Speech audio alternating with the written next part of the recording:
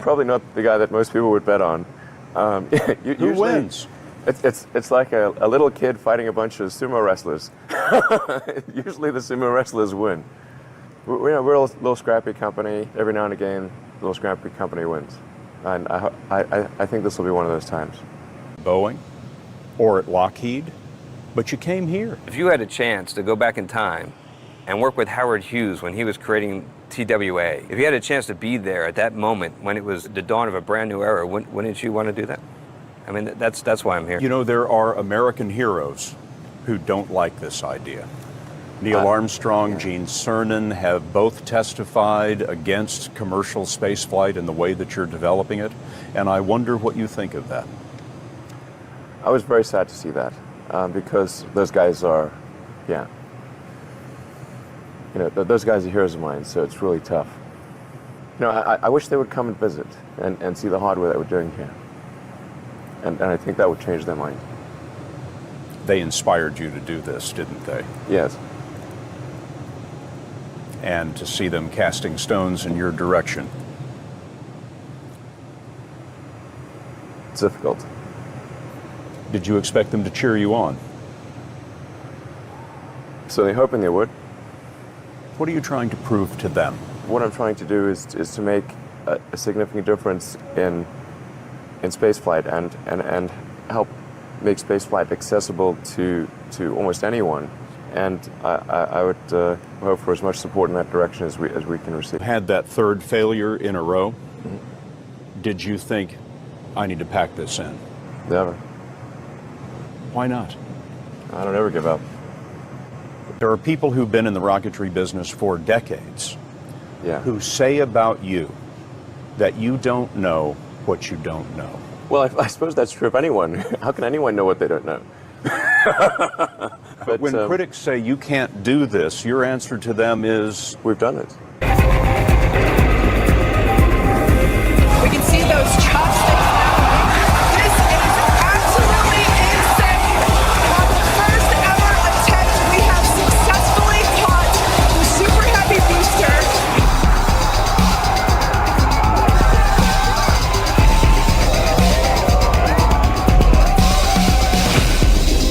Villa has caught the booster.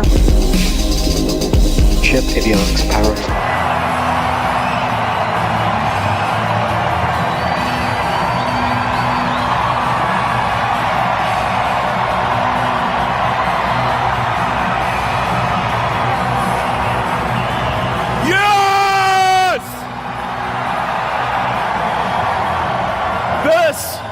This is what victory feels like. Yeah! And this was no ordinary victory.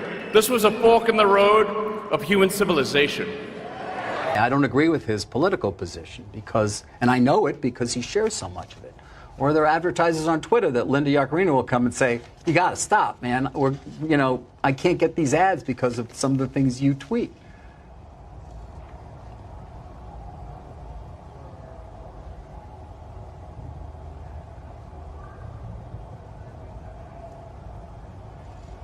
I'm reminded of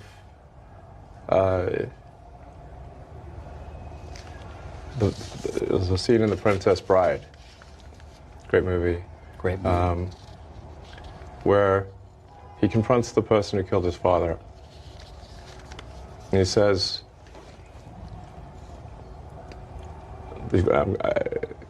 offer me money. Offer me power. I don't care. So you just don't care. You want to share what you have to say. I'll say what I want to say, and if the consequence of that is losing money, so be it. Okay. You don't want them to advertise? No. What do you mean? If somebody's going to try to blackmail me with advertising, blackmail me with money, go fuck yourself. But go fuck yourself. Is that clear? I hope it is. One thing I can guarantee is that this product demo will be unforgettable. Unforgettable. How so? Whether it's good or bad, it will be unforgettable. Can you say more? What do you mean? Well, my friend Peter Thiel, once reflected that the future was supposed to have flying cars, but we don't have flying cars. So you're going to be able to fly? Well, I think if Peter wants a flying car, he should be able to buy one. We talk about real issues, and we put a twist of humor on it so people can swallow the pill. Yeah. Yeah. And you can point to pretty much anything. And yeah, any situation you're going through, from spaceships. I've been working this grave shift, and I ain't made it. I wish I could buy me a spaceship and fly. Listen, there's such a significant amount of capital that's needed to buy a rocket, and the number of people that really understand rocketry in the world is a very small number. Well, I really started taking it seriously like in the 7th grade. Well, it's a huge difference. It's a very difficult technical challenge. No. Why, thank you very But much. that's unprofessional. What's on the docket? You have a 9:30 dinner. Perfect. I'll be there at 11. Is this us? Absolutely. It can be. Great. Make it us. Okay. Mr. Musk, how are you? Congratulations on the promotion. Thank you very much. Thank you. Those Merlin engines are fantastic. Oh, thank you. Yeah, good idea for an electric jet. You do? Yeah. Then we'll make it work. Groundbreaking work. Thank you. And I thought you might want to apologize. Why? You tried to shut me up with a patch. Well, I give those to everyone. And you have to understand, Sheldon, that while your math is theoretically correct, we don't have the technical capability to execute it. So I'm ahead of my time. Well, it would appear so. All right, call me when you catch up.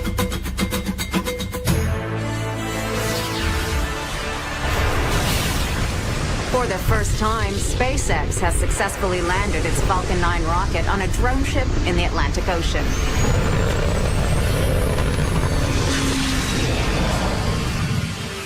SpaceX founder Elon Musk called the event an incredible milestone in the history of space.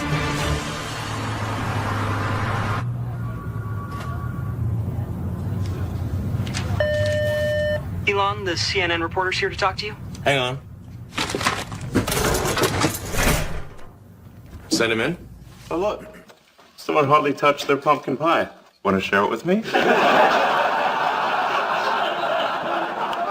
A partially eaten piece of pumpkin pie from a homeless shelter with Elon Musk? You bet I do!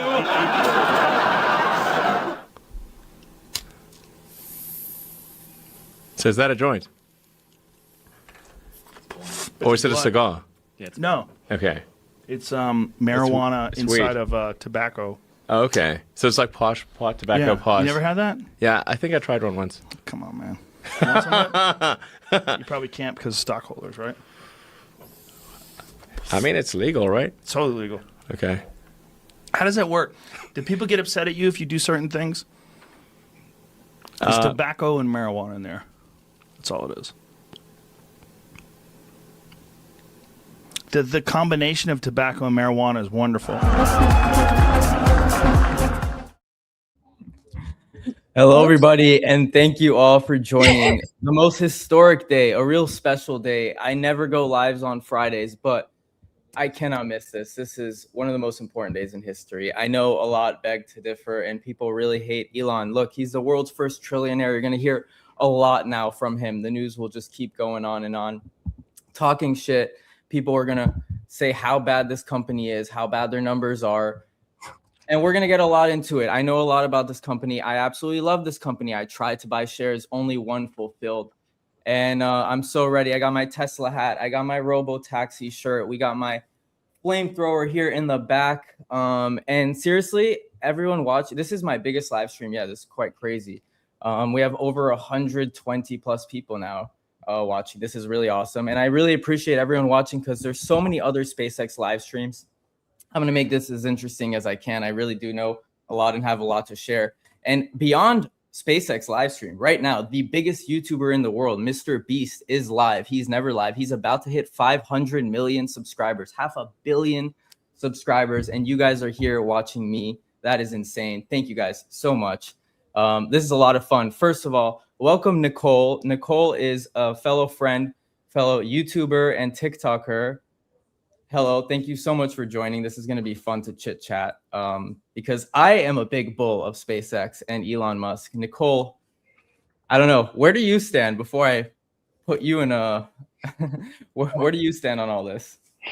I mean, I want Elon to do well. I do. I don't invest in I'm not a Tesla holder. I would have got in. Well, I like to get into things when they're like penny stocks, obviously. You know what? I agree, and I might change your mind here a bit. You're not going to change my mind because I already know my philosophy on holding Elon's companies is a morbid one, but anything happens to that motherfucker, and those companies are fucking gonna plummet, toilet. So that is true, but you can say that about a lot of companies, wouldn't you say so? Yeah, but then a lot of people, I think that there's not as many people. Like when you look at comments on shit, and then motherfucker, his likelihood of a Luigiing is way. Mark Zuckerberg. If something happened to Mark Zuckerberg, that's gonna fuck Meta. If something happened to fucking Billy Boy Gates, stuff is happening, and it's fucking with Microsoft, and he doesn't even really hold that much Microsoft at this point. Amazon, if something happened to Jadman, Amazon, I think, would be a little bit fucked for a little while. But because he's not technically the CEO, but we know that he plays a hand. So I do hold Amazon. But with Larry and Sergey of Google, if they got fucking taken out, I don't think they ever will. They're not as public as Elon. But Elon has a very public, he's always out places. Everybody, a lot of people hate him. So this is good. This is good. This is why we have Nicole on here, to have, you know, the opposing side, so I can. I'm not opposed to him. If anything, I would have went in. I wish I went into. No. You're just way less bullish than me, and I'd like to kind of argue your talking points. So I don't know where exactly we should start. Let's start with the fact that, you know, I'll get to. I have a chart, an interesting stat to share here. I also thought penny stocks, you know, are the right way to get a 10x, 100x, or whatnot. Although we do understand the inherent risk in them. But let's go back to the fact that you said Elon dying would cause the company to tank. I don't doubt that, actually. I do not doubt that. Temporarily. However, you can obviously assume he has very high security, like everyone in that status. Okay. And if you do notice something, first of all, he is actually one of the younger, first of all, richest person in the world, one of the youngest of all those high up level richer people worth 100 billion, right? You have Warren Buffett, almost going to be 100 years old. Okay. These people live a long, long life. They have all the, you know, money and capabilities to solve any health problems that they have, right? I'm not Trump talking about got COVID instantly. He was fine right away, right? I'm talking about Luigi. You're talking about what? Like he gets Luigi'd. Well, obviously. But my point, first of all, is that can happen to anyone. You cannot really debate that. And that's not a really good reason to not buy in a company. But if, you know, what I'm saying is he has longevity. He's definitely going to live a long life if he doesn't get Luigi'd. I actually didn't put two and two together. I guess you can't say certain words on here. Okay. So but let's put Luigi aside, okay? Because you can assume he has really good security. He's not going like Trump and doing public events, right? He's usually only at his company. Like, where else is he if he's not? Even right now at the IPO, they just rang the bell in the NASDAQ in New York. Gwen Shotwell went there, but Elon was still in Starbase, Texas with his 5,000 employees or whatever. As long as he says celebrating with them. Texas. And he's got a little compound going. Yeah. They get a lot of government money, so that works. I don't think. Let me pop open here. Interesting statistic. I've great presentation by Thomas LaFont at the All In podcast. So this here says the odds of a 10x. Okay, a unicorn. A unicorn is defined from a 1 to a $10 billion company. The odds of a 10x with a unicorn is 8%. You know, and that's pretty much all the companies we're invested in, right? Even smaller, right? SCWO, Hover, Aduro. These companies are like even smaller than a unicorn, really. These penny stocks. But the point is, the likelihoods of 10x are really rare. And then you get to decacorn. Okay, decacorn is defined between 10 and 100 billion, and you get 13% likelihood of a 10x. And then a centacorn, 100 to $1 trillion, gets a 31% chance of a 10x. Now, obviously, we don't have a statistic for a trillion to a $10 trillion company because all these are new, but I can only imagine that percentage is higher, right? From 31, probably more to like 50 to, who knows, honestly, 100%. I mean, every company that's hit $1 trillion has only grown since. The biggest company in the world today is what? NVIDIA, maybe around 5 trillion, 5 point something. And we're in 2016. Okay, 2016, 10 years ago, was the very first time we hit $1 trillion in market cap. That was Apple. I don't remember what month, but I remember Apple hit $1 trillion in 2016. It was a huge milestone. And the point is, we're only going to grow from there. What do you think is going to be in 10 years from now? Biggest company is 5 trillion. We're going to have a $20 trillion company in 10 years. Does 10x mean you got 1,000% gain? Yes. I have 1,000% gain in AXTI. You can pick point all day. I mean, I have over 1,000% in my Palantir. You know, my SkyX went down to like 90%. You know, my Aduro's up pretty damn well, 300% or so. I'm not on my 10x yet. I mean, you can pick point all day, but the point is average. The bigger the company is, the more likely it is to succeed. And these companies are only getting eaten up and merged and combined. Okay, SpaceX is not what it was. It's not just a rocket business, and we're gonna get all into that. We're gonna get into their roadshow and their S1. I have everything popped open here. This is just a little intro talk with Nicole. The stock hasn't even started moving yet. It's just been frozen, so we have nothing to even go into that yet. But point is, I was actually very surprised. It's a surprising thing. Most people would think the smaller the company is, the more likely you can 10x, because the bigger it is, it's like already kind of saturated. And back to your point with Amazon, Microsoft, and all the other kind of laggards. I'll call them laggards because, just like you said, if their CEO dies, what happens? Not much. Founder. Not much, right? Microsoft is paying dividends, right? I love how Elon said, like, they don't plan to pay dividends anytime soon because they want to reinvest the money. And eventually they want to merge Tesla because Tesla is going to make so much money that they don't want to pay dividends. They're going to want to use the money from Tesla to reinvest in their SpaceX mission. Now, why do you think this company even IPO'd? Everyone's calling it a scam. Why would they IPO at this time? Before I give you my answer. Oh, me? Yeah, why do you think why is this the right time? Why did they decide to do it? Well, the odds are in his favor with dear leader making they made that exception so it could get invested into all the pensions and stuff. I would assume the timing is just nice with Trump and their friends. Why not? Okay, but can't he just raise money in the private market or something? I think it's easier for him to do it in the public because he's got X and he's got Tesla. Because they need tons and tons of money. There's never enough money. There is not enough. This is the biggest mission in the world. This is the world's mission, right?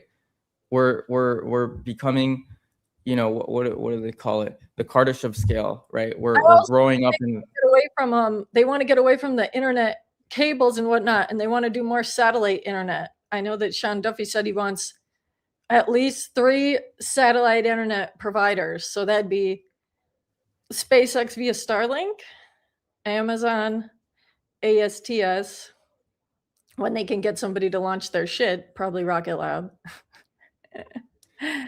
Yeah.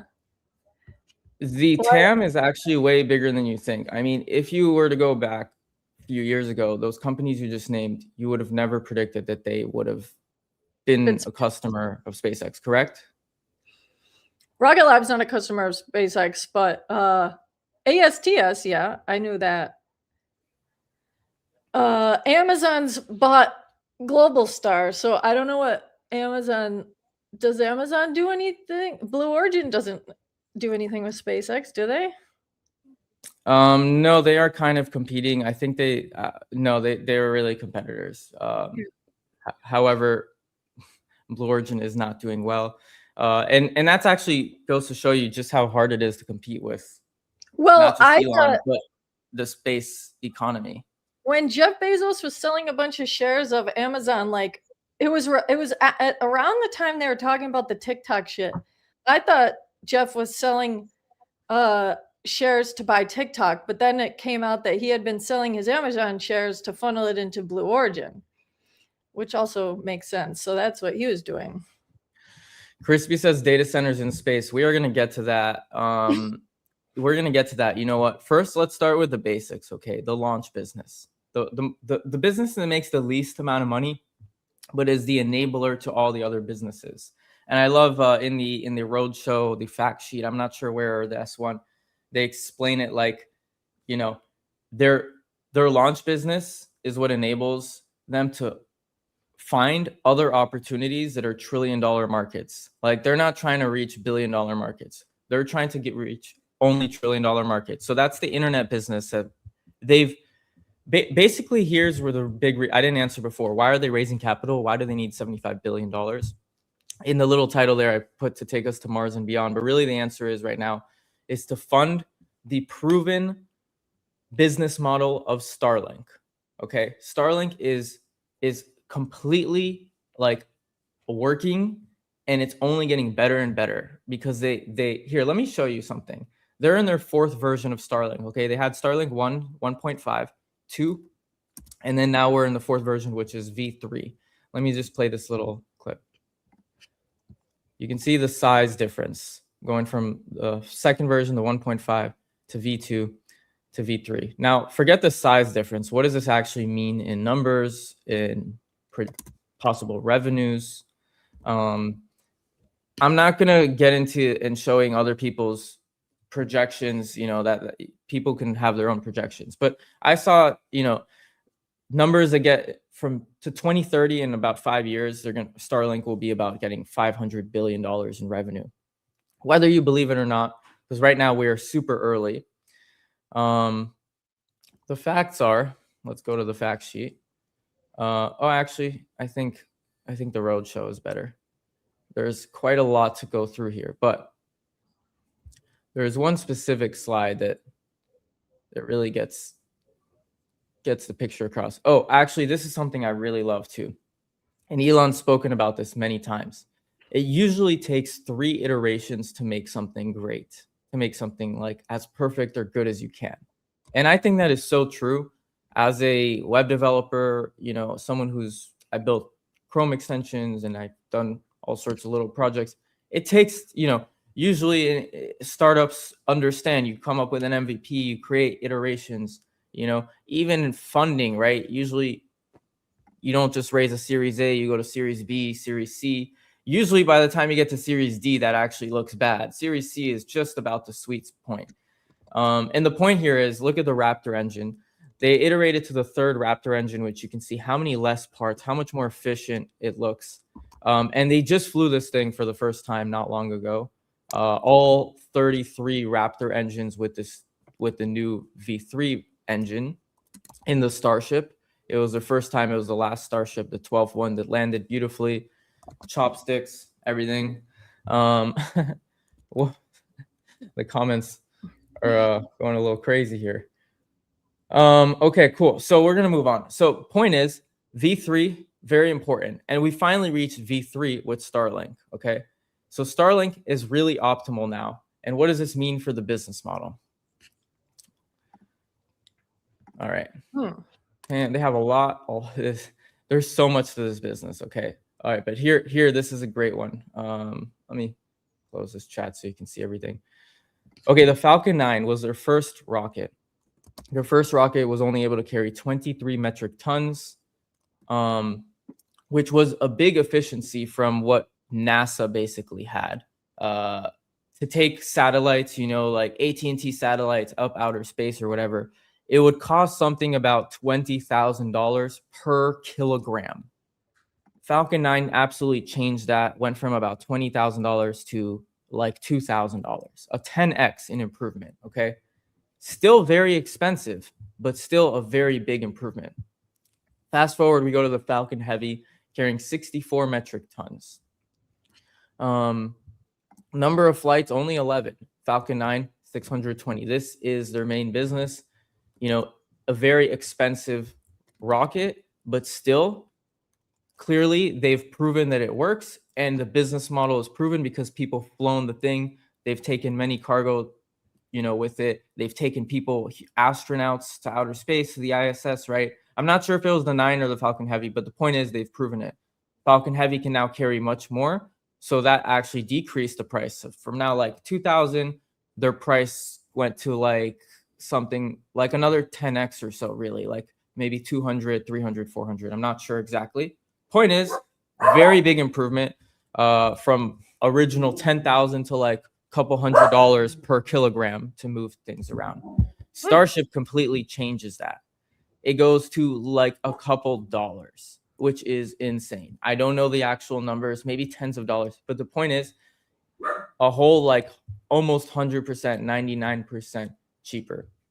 As you can see here, success rates 99%, Falcon Heavy 100%.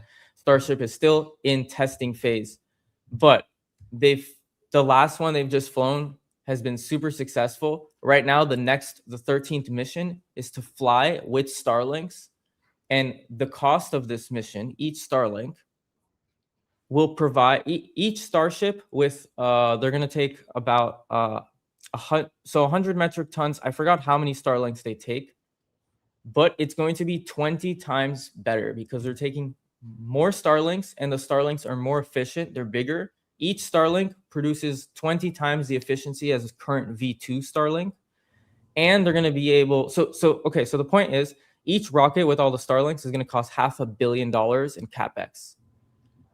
Each year, it will produce them $1 billion in revenue from all the Starlinks they produce. And they have a shelf life of about 5 years. So that is $5 billion in revenue on $500 million in spend. The rules. Wait. What does that actually mean? Why is this a good? This means it's a good business model. If you spend $500 million, imagine you spend $500 million in marketing and you get $5 billion in revenue. That's basically what this means. Now, to do that, they can't just do it slowly. They need to work fast at scale. They want to take over the world and improve the internet, right? Imagine you can have internet anywhere way faster. Like, I know people think we're pretty optimal right now. And obviously people understand Starlink is for rural areas. But how many times have you gone somewhere, a plane, a cruise ship, wherever the heck, you're walking out, hiking? Imagine you don't need a Starlink. Starlink's the whole point. People think right now you need a little thing. You're going to be able to just connect via your phone. Just like how you have satellite whenever you go anywhere with your phone. You don't need to carry a satellite dish like right now that they're doing, right? So does that mean that 5-year shelf life means that they float around for 5 years and then they they intentionally bring them down, but they actually burn. They don't land or they don't land. They just burn. They go away. So lost infrastructure. But they made 4.5 billion in revenue, and probably those numbers will actually go higher and higher because Starships right now is 100 metric tons, like I said. When it gets better, it's going to go to 200. They're going to double the capacity, which I don't even know what the numbers look like then. I don't know if it's necessarily a doubling from 5 billion to 10 billion. It could be more like 20 billion, because when you actually do doublings, it's not a linear. I don't know what the numbers would be.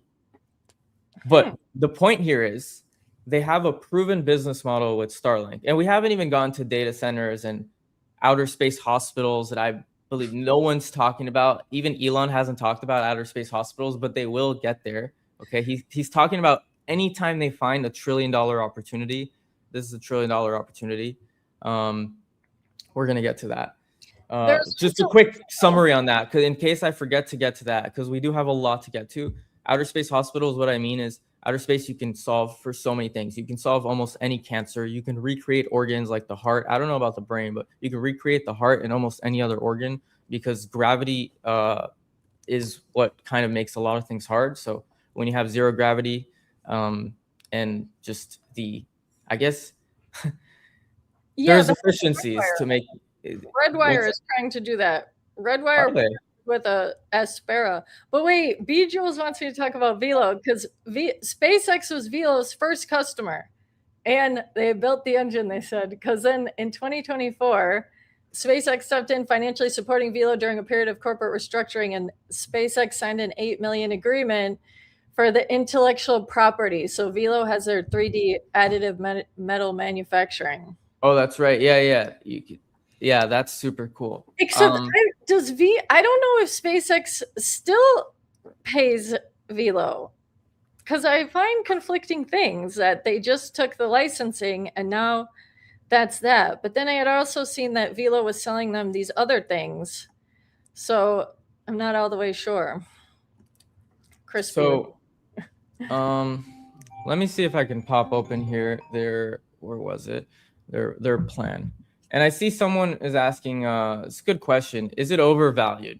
All right, that's what everyone wants to know. Probably right now. Well, the answer, look, the short answer is, by all standard metrics measuring any type of company, yes, of course, obviously. But this is unlike any other company in existence. This company's mission and their TAM is way beyond the 28.5 trillion. That TAM is just in like what you can measure right now, right? But it's just like the internet in the beginning. How can you measure like space hospitals is not in their TAM, okay? Asteroid mining, even though it is in their S1, is not in their TAM. Like there's a lot of things that Mars is not even in the TAM. So how can you actually measure a company that is going to be a monopoly and be able to capture, like usually when you talk about TAM, it's like, okay, maybe you can capture 10% of it. No, this company is going to capture the full thing, and it's only growing bigger and bigger. And the craziest thing people don't realize, with AI and with the space economy, the TAM and GDP of the world is only going up, right? I mean, if you just look at the chart, like what was the GDP of the world 20 years ago? Probably 10x less, right? We're at like $130 trillion or something, if I'm not correct. 120, 130. I'm sure, I think it was like 50 or 40 trillion, maybe 10, 15 years ago. I could be butchering my numbers, but you get the point. The point is, no. The world is richer.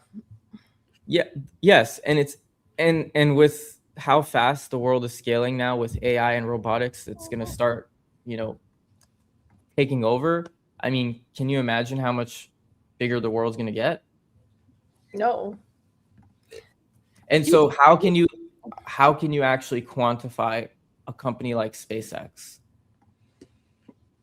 I don't think you can. I don't know. Thank you. Well, when Amazon might take a few contracts, because I know what was Amazon airline deal. I know that some airlines might go with Amazon's internet. Okay, well, check for us. Crispy here says the agreement was to get intellectual property if Velo went under. Interesting. They didn't, and SpaceX is still a customer. Well, I like Velo. Who's to say they can't buy them out? How much is Velo even worth? I don't know, especially with that 75 billion they're getting now. They're gonna want to buy them out. Honestly, what I should do research on, I don't know if it's actually public. No, it should be now that they're a public company. what do they actually plan on spending the 75 billion on? Like, how much of that is going to Starlink versus how much of that is going maybe to just building new starships, versus maybe acquiring companies like Velo to be more vertically integrated. And that's what where's that slide? Oh my God, there's just so many slides to run through here, but here, this one. I love this slide. This is how you know this is such a great business. Look, our repeatable business model. Okay, this is what you want to know. Okay, what is the business model of the company? Okay, what are they going to be doing? There's a 7-step process. First, they leverage their unparalleled launch capability to enable massive scale. No one comes even close to them in the launch capabilities. Being able to launch 100 metric tons. And the craziest thing is we haven't even explained the Falcon 9 and the Falcon Heavy were only partly reusable, right? I think they still have to change and do some things. The Starship is supposed to be 100% reusable, just like an airplane. I love how he explains it. Imagine you take an airplane, you fly somewhere, and they use it one time. That's how NASA was doing it. Or imagine you go and you have to change the landing gear every time, or, like things that happen during landing and stuff, or takeoff. How inefficient would that be? How efficient would that be if you don't have to do that and you can operate like an airplane? Then your actual cost is literally just the cost of making the thing and operational cost of fuel, which they're using cheaper fuel than jet fuel. I forgot what the fuel is called. Is it? I don't know. Wait, sustainable aviation fuel? No. Like, I forgot. Someone in the comments, if you know. It doesn't matter. They use fuel cheaper than liquid oxygen. Yes, liquid oxygen. Yes. So that's cheaper than jet fuel. So if they can actually do this, they'll be cheaper than plane flights. You'll be able to go from one place to another on the earth, like California to Australia in like 1 hour for arguably cheaper, let's say the same cost, maybe in the long run, once they scale, cheaper. And depends really the life value of a Starship. I'm not sure, right? Like we said, the Starlinks are 5 years. Quick fun fact about that, how that works. It's most satellites, like AT&T satellites, operate at like 35,000 kilometers above us. Starlinks are like 500, 600 kilometers above us. So they're very close. And that's why the internet is so much better. It's not even close. But we need to have a lot of them. We need to have about 40,000 or so outer space. And since they have a 5-year shelf life, that means we need to launch about 7,000 every year. So that's what they're doing with their unparalleled launch business. Number 6, they're identifying a new $1 trillion market. That's the internet business. So you launch 7,000 a year. To do that with the Falcon 9 and the Falcon Heavy, it was not efficient. The numbers didn't make sense to where it would make, like it does with Starship, where you $500 million and you get $5 billion. That's a fucking no-brainer of a business model, right? So what they're doing is right now this enables them to put the 40,000 and keep that and maintain that, because every year they're going to have to launch 7,000 satellites, which will only be about 50 to 60 launches, basically about one launch every week. Totally possible for them. While I explain, maybe I should show this, talking about their unparalleled launch capability. Seeking to categorize SpaceX. Oh, wait. I'll take the volume off because I don't know if I want to be able to talk. Okay, so you can see they launched their first rocket 2009. Until their 4th rocket, it actually came back and landed. And you can see how slow they've been launching and how big the cadence has been going up and up and up. It's quite incredible, really. This is the best way to visualize this. Just look how almost every day, a new launch, new land. It's insane. It's just insane. So maybe I should pause here toward the end a bit. You can see most of them are Falcon 9s. You can start getting into now Falcon Heavies and some Starships. They all come back, they land. It's beautiful. They've proven that model, right? So leverage our unparalleled capabilities to massive scale. Done. We know there's no one else who can compete with them. There just isn't. Can you say there is? Well, when the Neutron comes out, that'd be some competition. And But whatever. that'd be like SpaceX in 2010, 11, 12. What? Yeah, maybe. And it's a small rocket.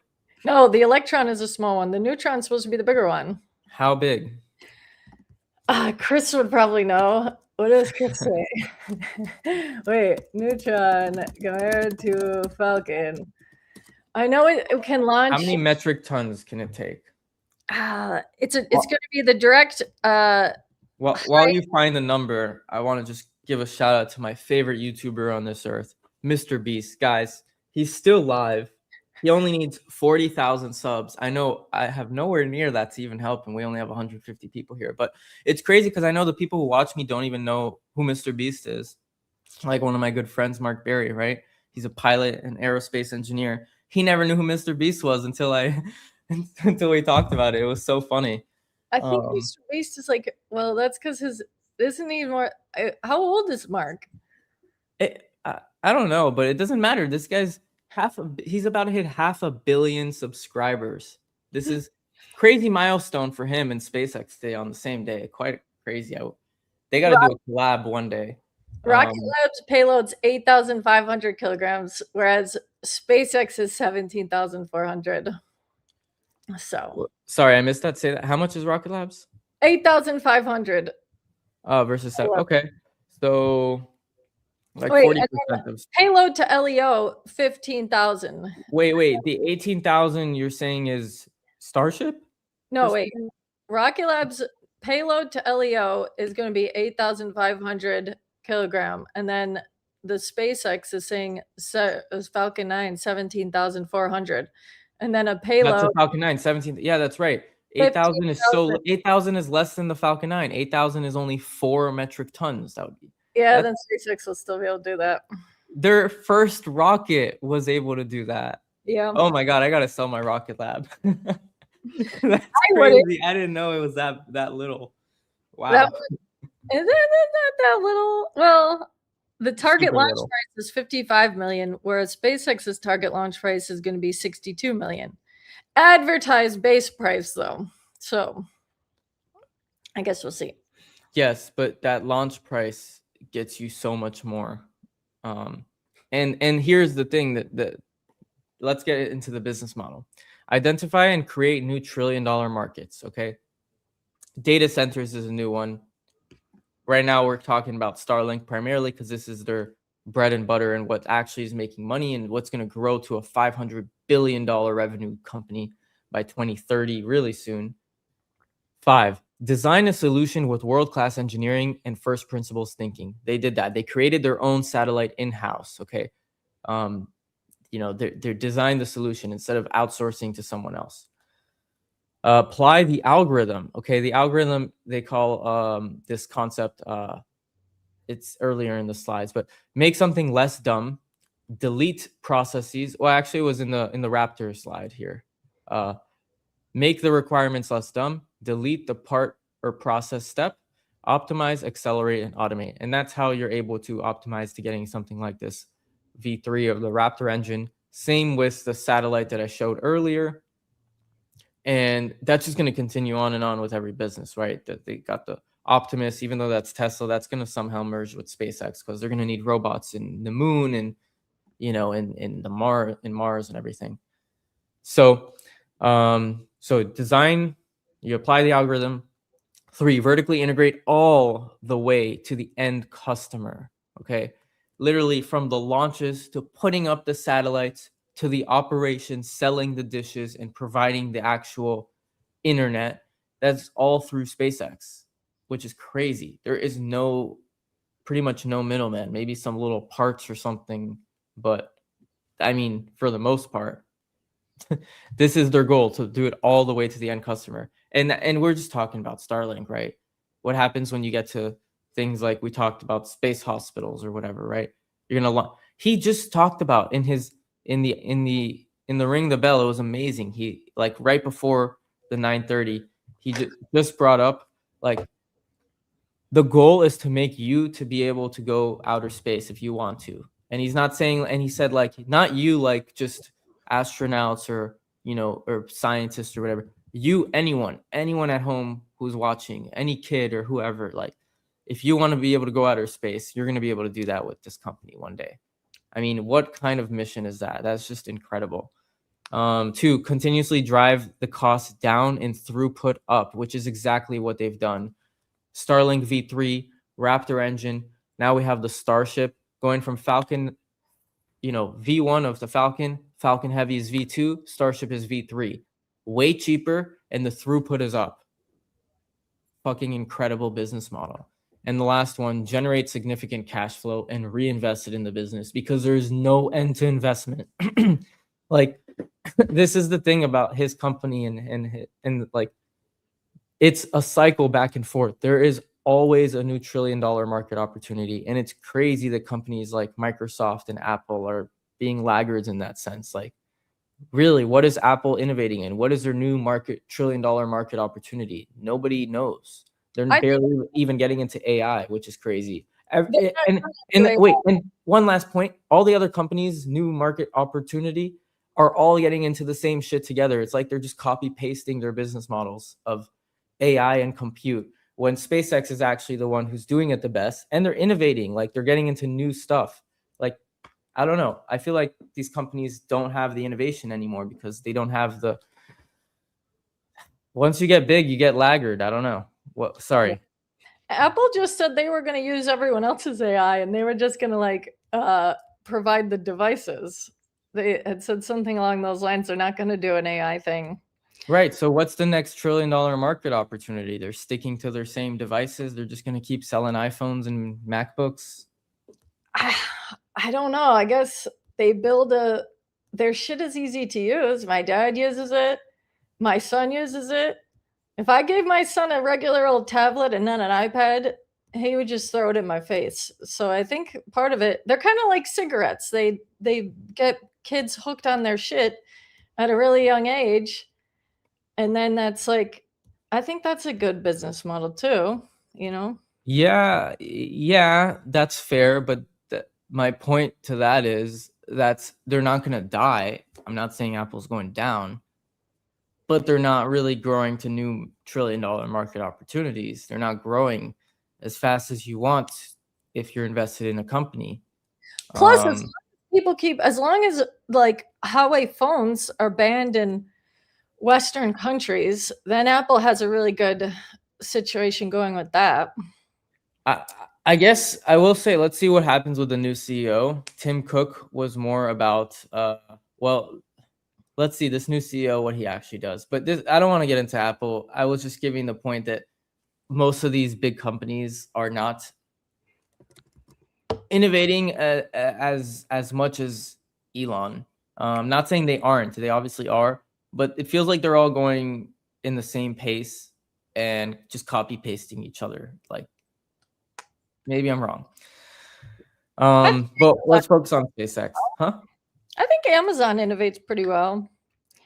They do. I actually do have some Amazon shares. But yeah. But Amazon, I think, is one of the best Mag 7 stocks. That's Me too. Actually, yeah. I won't say anything bad about them. I like the company. But good luck to his space missions, his space, whatever he wants to do, Bezos. He bought GSAT. Well, so we'll see.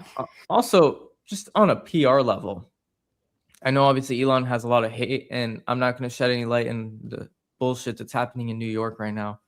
But people love him. I don't think Bezos nearly has the love and followers that Elon has. He went to space with Katy Perry and whoever it was he launched. Like, people are shitting on that instead of like saying that was cool or whatever. I mean, if Elon did something like that, I don't think he would invite Katy Perry, first of all, but more like, but it's like, I'm not saying Bezos isn't genuine, but Elon is such a lovable guy. he's just like the things he does are genuine but and lovable. I know people don't like him, but the clips I had in the intro, like he's real. He's so real, and people hate on him because he's so rich, but he doesn't.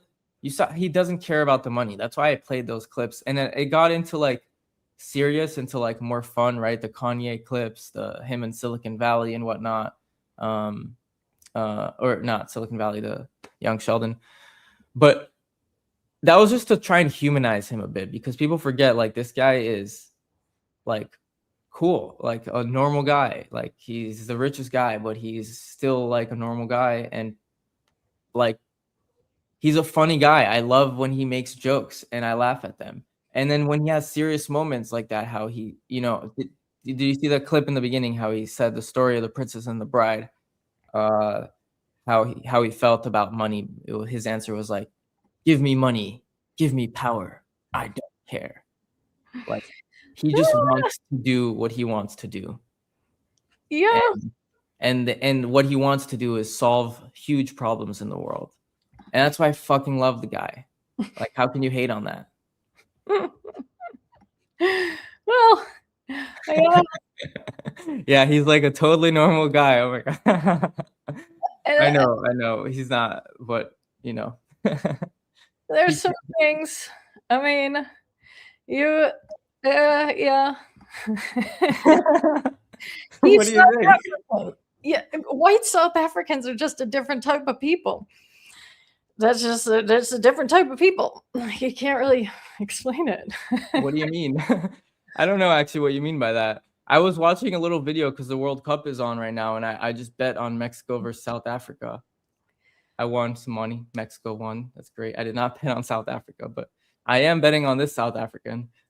But there was like a thing, like a stereotype on each team. Like the French are like mean or whatever. I don't know whoever. Everyone has their stereotype. And South Africa was like vibes, like just vibes. I don't know. I don't know too much about him, but what's your take on the South Africans? Well, they're just they see their things as theirs, that they're a white supremacist country. I mean, what do you mean? Okay, but he's the white guy there. What do you mean? Wait, the whites? No, they're against the whites. What do you mean the whites? They're against the whites. So that his dad owned like this emerald mine. Actually, his dad's emerald mine was in another country, Namibia, I think. They just kind of have this philosophy that, whoever gets the most wealth and power is in charge of everyone, and then everyone just kind of has to do what they say. And some people in this world think that, wealth and power should be equal, but that's just not the way the world will be. So it doesn't really matter. So you think he started this company to be the wealthiest person on earth? No, I don't know if that's what his end goal was, but I don't think anyone starts a company to be poor. I mean, if they did, then they would be a stupid person. So like, I think everyone starts a company to be rich. And I do think he wants to go to space. Well, what if I told you he started the company when after he sold PayPal, he made like $200+ million. He was already rich. He put all that money to start Tesla and SpaceX. So if he's already rich, why start a company? If the goal of to start a company is to get rich, like you said, and he's already rich, why risk all your money? To get more money. Well, no, because there's something more. There's something beyond money, right? I definitely think he wants the legacy. For sure, he wants a legacy. What about actually like, okay, when he was young, he always wanted, he saw we went to the moon, and he was always excited about space. He understood that that's like the next frontier or whatever, right? And he was so excited. He's like, when are we going to Mars now? If we went to the moon, there must be a mission to Mars. And when he got older and when he got money and when there was access to all the internet and stuff, he goes on the NASA website. And look, I know this is the story he says, and people could think it's a lie. I genuinely do believe it. He's had other stories that line up to, the reason he started Tesla and stuff. Things he didn't start it, but the reason he even wanted to, well, he's a founder of Tesla. Let's forget that. His story basically goes that he went on NASA's website and he saw there's no mission to go to Mars. He's like, maybe it's not on the website. Maybe it's like, maybe they just forgot to put it, or what's going on here, right? And he finds out through further research, there is no mission to go to Mars. And like, what the heck is this? In fact, actually, there was a mission and it got scrapped and they canceled the mission. Even freaking worse, like, than seeing that there is no mission. It's like, now we're not even trying. Like, we tried and we're not even trying. And so he just, basically he realized, all right, he's got to do it. He takes it upon himself to do it. And once he was able and had the means to do it, once he sold PayPal, that's when he did it. And he just tries to solve problems, right? Like, why did he try and do electric cars and SpaceX at the same time? Why not just do one of them? He believes and wanted to solve both of those problems. It's not about, he could have been the richest guy from just one company. Why do both, right?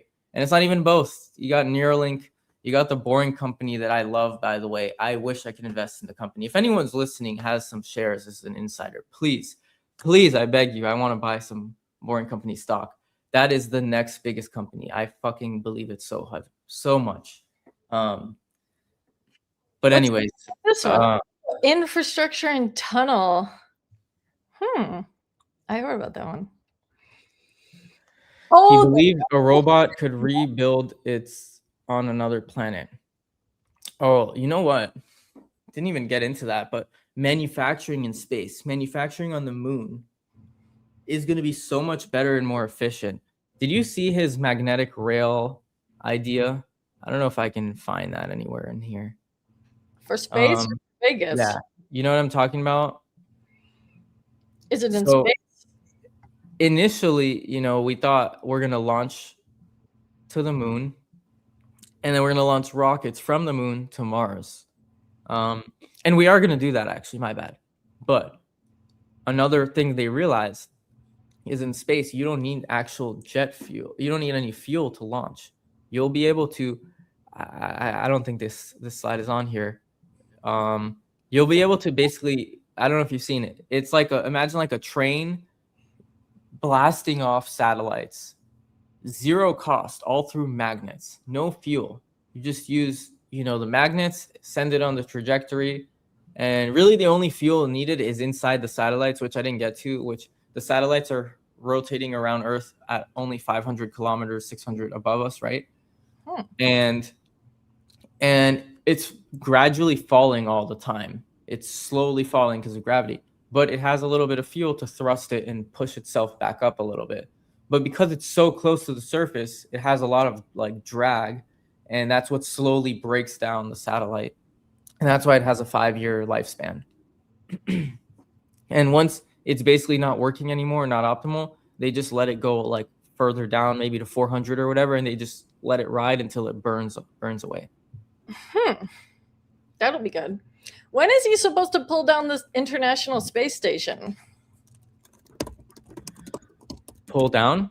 Wait, what? Is that a plan to pull down the International Space Station? Yeah, because it's all leaky. I saw it. I thought they were supposed to like, aren't they supposed to pull it down at some point? And then that'll be putting up a new International Space Station. Will make a lot of money. I've never heard of this. Joanne the Wash says he lowered all the satellites. The Chinese attacked and destroyed some. He moved them down. That's interesting.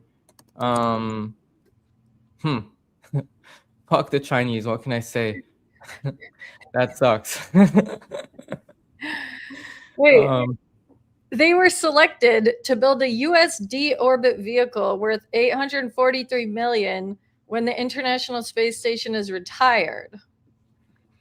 Oh, decommissioned by the end of 2030.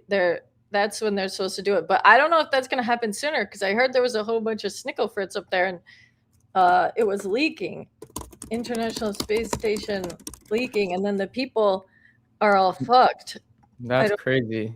No, I did not know that, but I'm sure they'll have the capability to do it. Even if it costs a lot, right? It's not at that point. It's not even about it's going to be a billion. ROI. But here, this is an interesting chart that I spoke about earlier. How the average cost you see from 1970 to 2000, which is basically just NASA, was about $20,000 per kilogram. That's insanely so lightweight. And with Falcon 9, we went down to 2,700, Falcon Heavy 1,400, and Starship doesn't have the actual metric, especially because the whole thing is reusable. So the number can be super low. I'm not sure how low, but it can be super low. Because it's just freaking reusable. Leaking on the Russian side. Yeah, it says the 2 remaining Russian cosmonauts attempted to plug the air leaks. Jesus Christ. 5 of the space station's crew were ordered to shelter in Space X's shuttlecraft and brace for a potential evacuation. That was 5 days ago. But Wow. I guess Well, this guy says leaking on the Russian side. The leak is already for years, and they have been repaired many times. Interesting. Yeah, decommission is in 30s. In the 30, I'm not sure what that means. 30th time they've been doing this. that would be Matan, terrible. did you know the only reason why we are not attacked by micrometeors is atmosphere? That's right. Yeah, the moon don't have. Oh, yeah. Have you ever looked at meteor showers that happen every year? That is interesting. That's a good point. That's why the moon looks like the moon. Yep. I do know that we are saved by our atmosphere. That is a great point. And you know what? That's a great question to Elon. I wonder if Elon said something about that. I'm sure there's something out there. I really wonder what their answer is to that. I can't imagine. I don't know what type of material you could use that an asteroid cannot penetrate through. Like, like some bulletproof. What? Tungsten. Probably not. Elaborate. Oh, isn't tungsten and antimony our hardest? What are our hardest minerals? I mean, asteroid mining is would be, if SpaceX, I always remember learning if a company is able to do asteroid mining, they're going to be the first company worth not trillion, but what's the next step? Like quintillion or whatever the fuck, which is crazy. The world isn't even worth that much, but the valuable materials on there are worth so much that it will just make the world just improve. I don't know the facts too well, but look, we talked about $1 trillion TAMs. I mean, if there's a possibility this company can get to a TAM of fucking quintillion, is that even a number? I don't know this. What's after a trillion? Quadrillion, my bad. Quintillion is after that. I don't know. All right. Whatever the number is, it's just insane to even imagine, but that is a really good point, NS. Maybe Nicole, you finding anything on that? What is tungsten? It's a mineral that's hard. For mining, you have tungsten. I don't know how to say what it is. You mine it in the ground. Wait. A rare, dense steel grade metal known for having the highest melting point of any element.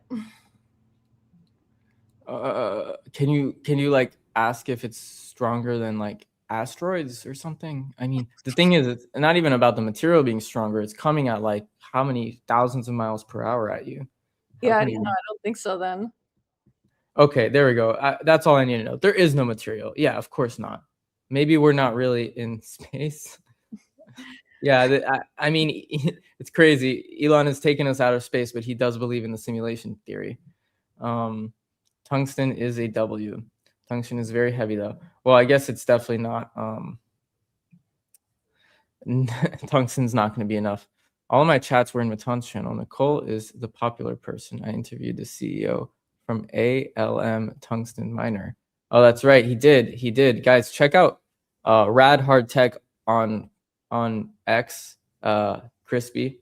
Awesome guy. He always interviews big CEOs. A lot in the space. He's actually really big on drone space.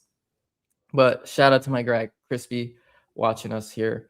And anyone else. Wow, I can't believe this is my biggest live stream ever on X. We have over 100 people on my X watching. That's really cool.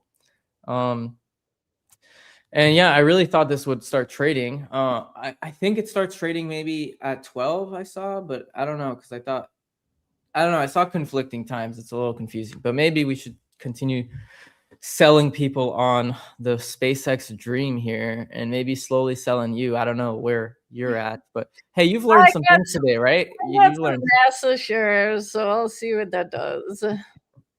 I have it in the ETF. Oh, here we go. All right. Falcon 9 expendable, Falcon Heavy expendable from 23 to 64 metric tons, going to 100 with Starship V3 reusable, and then future Starship is going to be 200 metric tons reusable.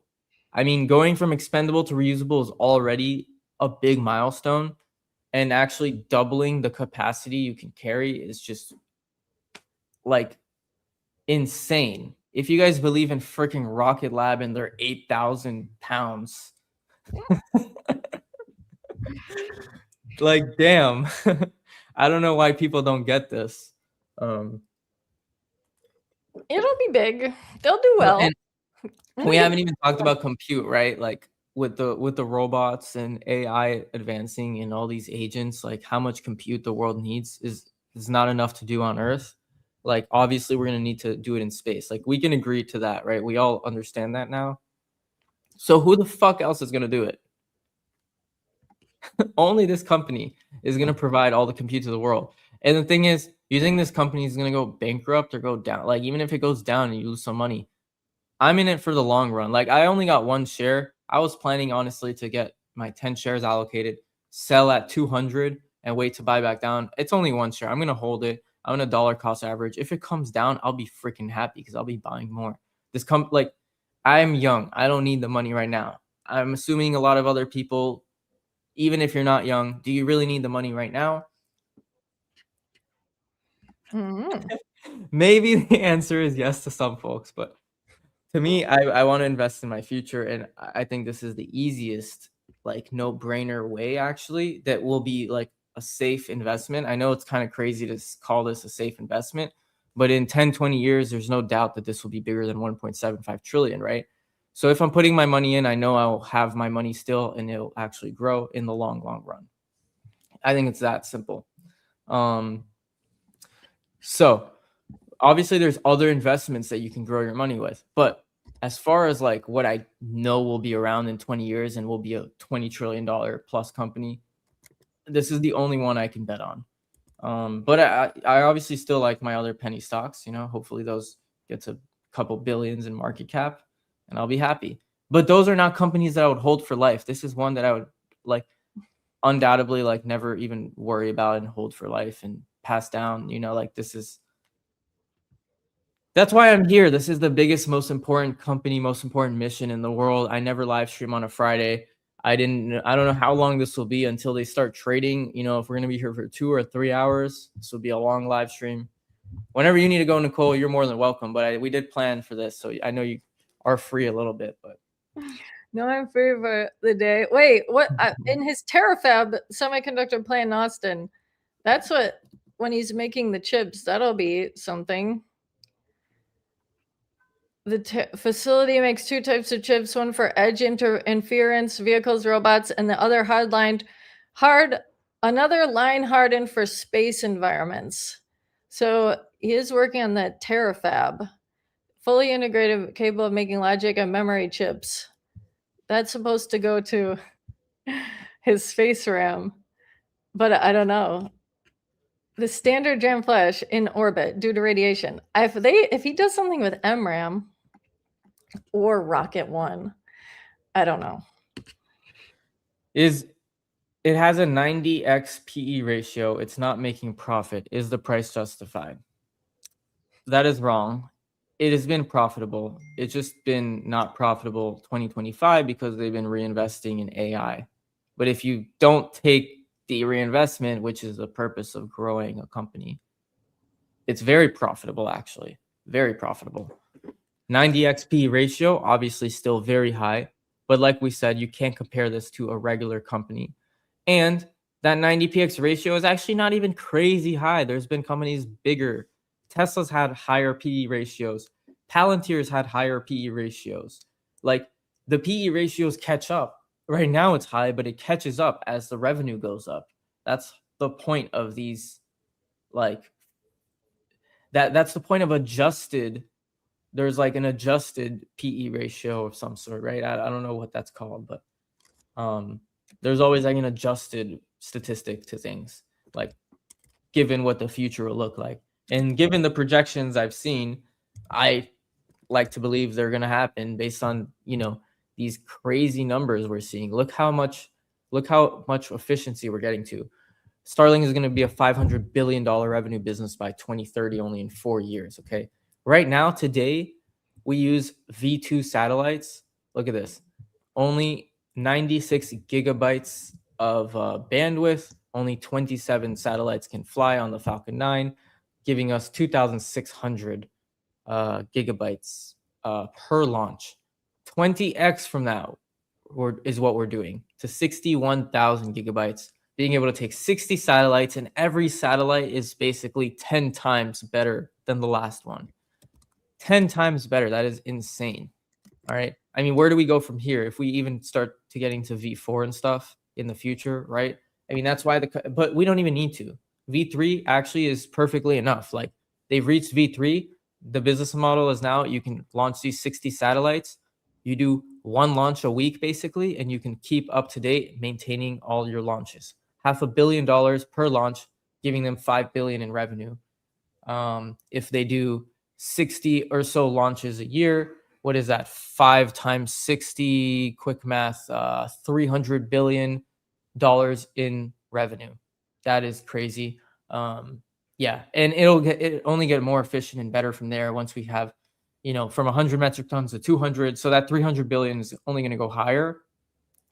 Companies like Google, there we go. You see 90 PE, what is this? 90 PE ratio was before Anthropic and Google deals. That's right. And even with the Google deals, it's gonna go down. It's gonna get cut in half with the 2 contracts. And imagine, like, that's just announced. Like, what's next, right?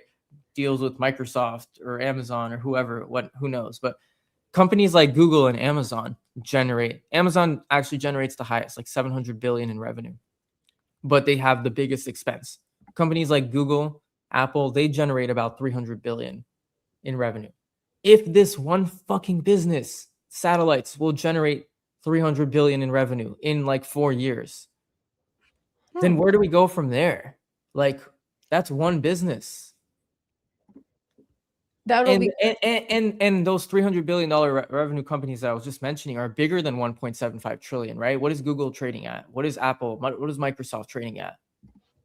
Google right now, 361. Wait, there's a company, ST Microelectronics is the one that makes the chips that connect. ST Microelectronics has shipped 5 billion specialized RF chips to SpaceX.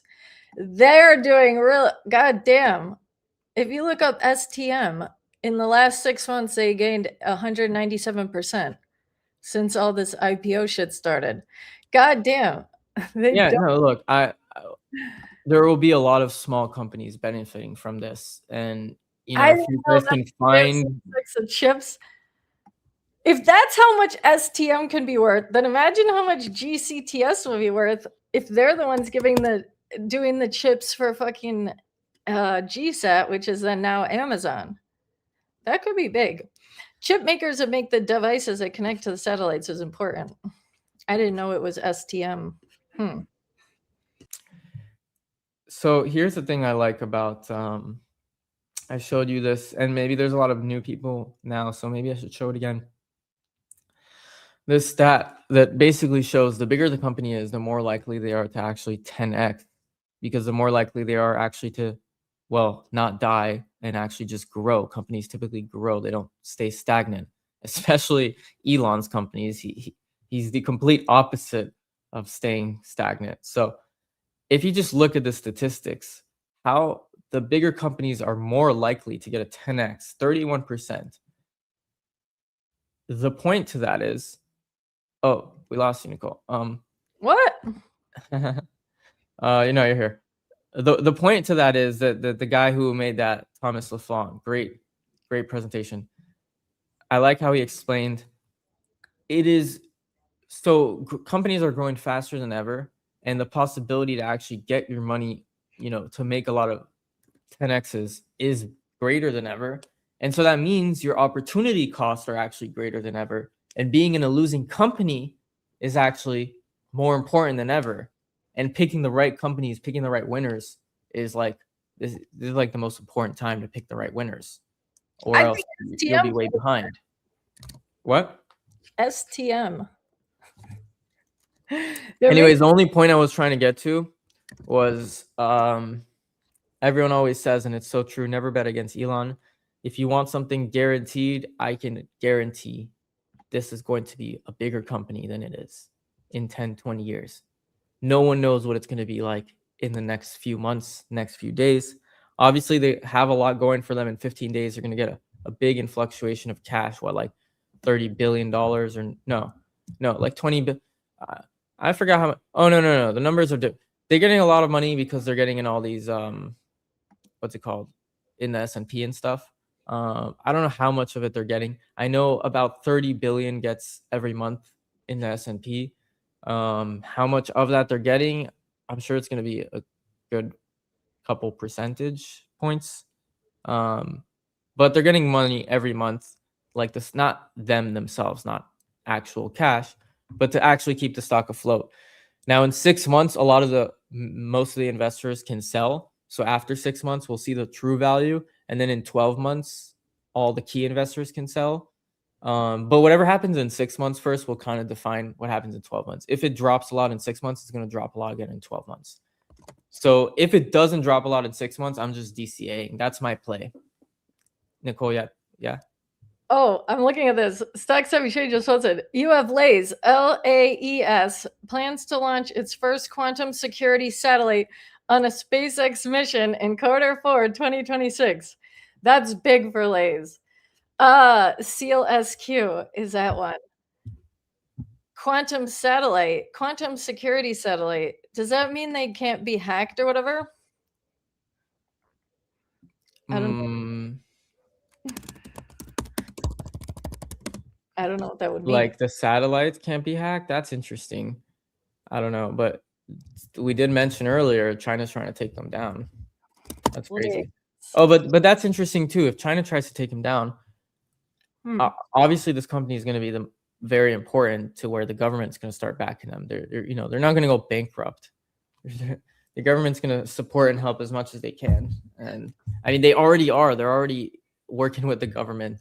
And SpaceX actually said, Elon said in some interview somewhere, like someone asked him, like there are actually revenues and things that you won't see because it's undisclosed, because it's secret projects they have with the government. If you don't think they have ties, like some Area 51 stuff going on with the government, they obviously do. So we don't even know the real things they could be working on and, getting some money from the government that we don't know. They're saying this launch will kick off the deployment of their quantum spatial orbital cloud, a post-quantum secure orbital platform that they plan to expand into a 100 satellite constellation by 2033. That's really big for Lays, and they still look like shit. I'm wondering if this is going to shoot them today. I've been waiting forever on this one. NS here with a lot of interesting facts. Maybe we should have you join the live stream one time.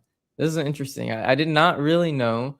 I do know that when they deorbit, we spoke about it, they're burning all the materials in the atmosphere and the satellites goes away. We spoke about that. But he says there's a new study about the ozone and that it's starting to decrease because of extra metal materials in space. That's interesting. The ozone layer is getting worse and worse because of the space economy. I did not know that.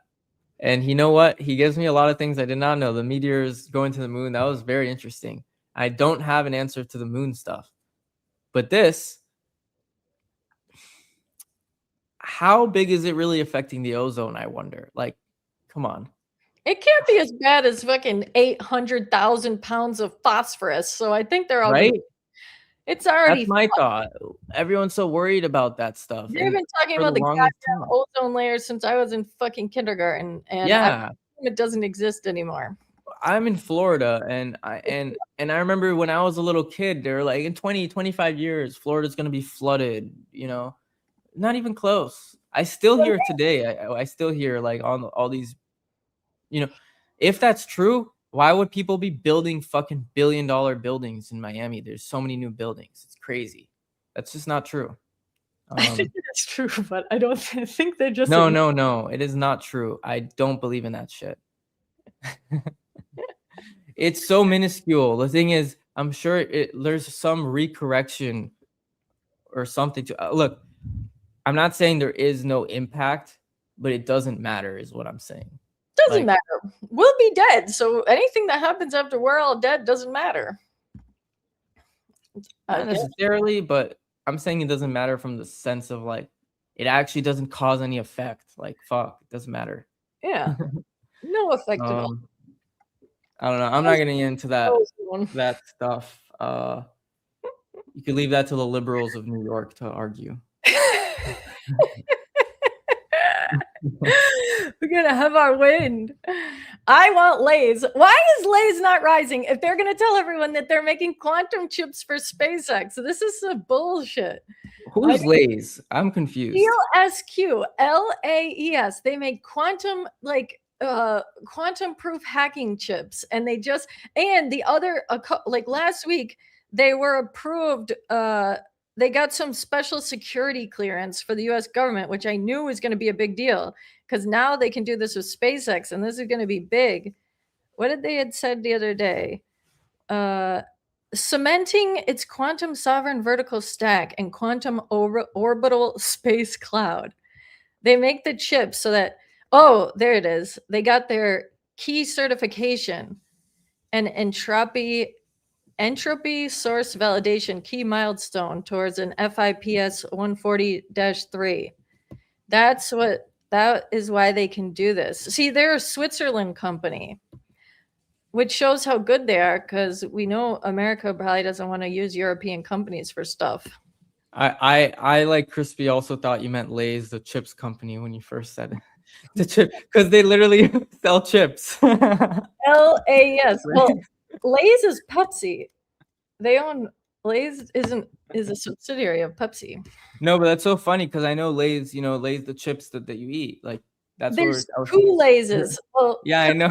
Well, no, but they work with Tesla. They have Lay's has a bunch of semi trucks from Tesla. There's the chips, and then there's Lay's LAES, which is the quantum chips, and then there's LASE, which is the directed energy and the cleaning, the laser cleaning, which is very important because you can't build anything on a dusty surface.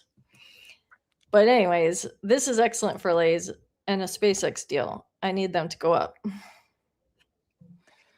Elon has a vision, so there is a cost benefit between producing value and selling value. Mm-hmm. Yes, I agree.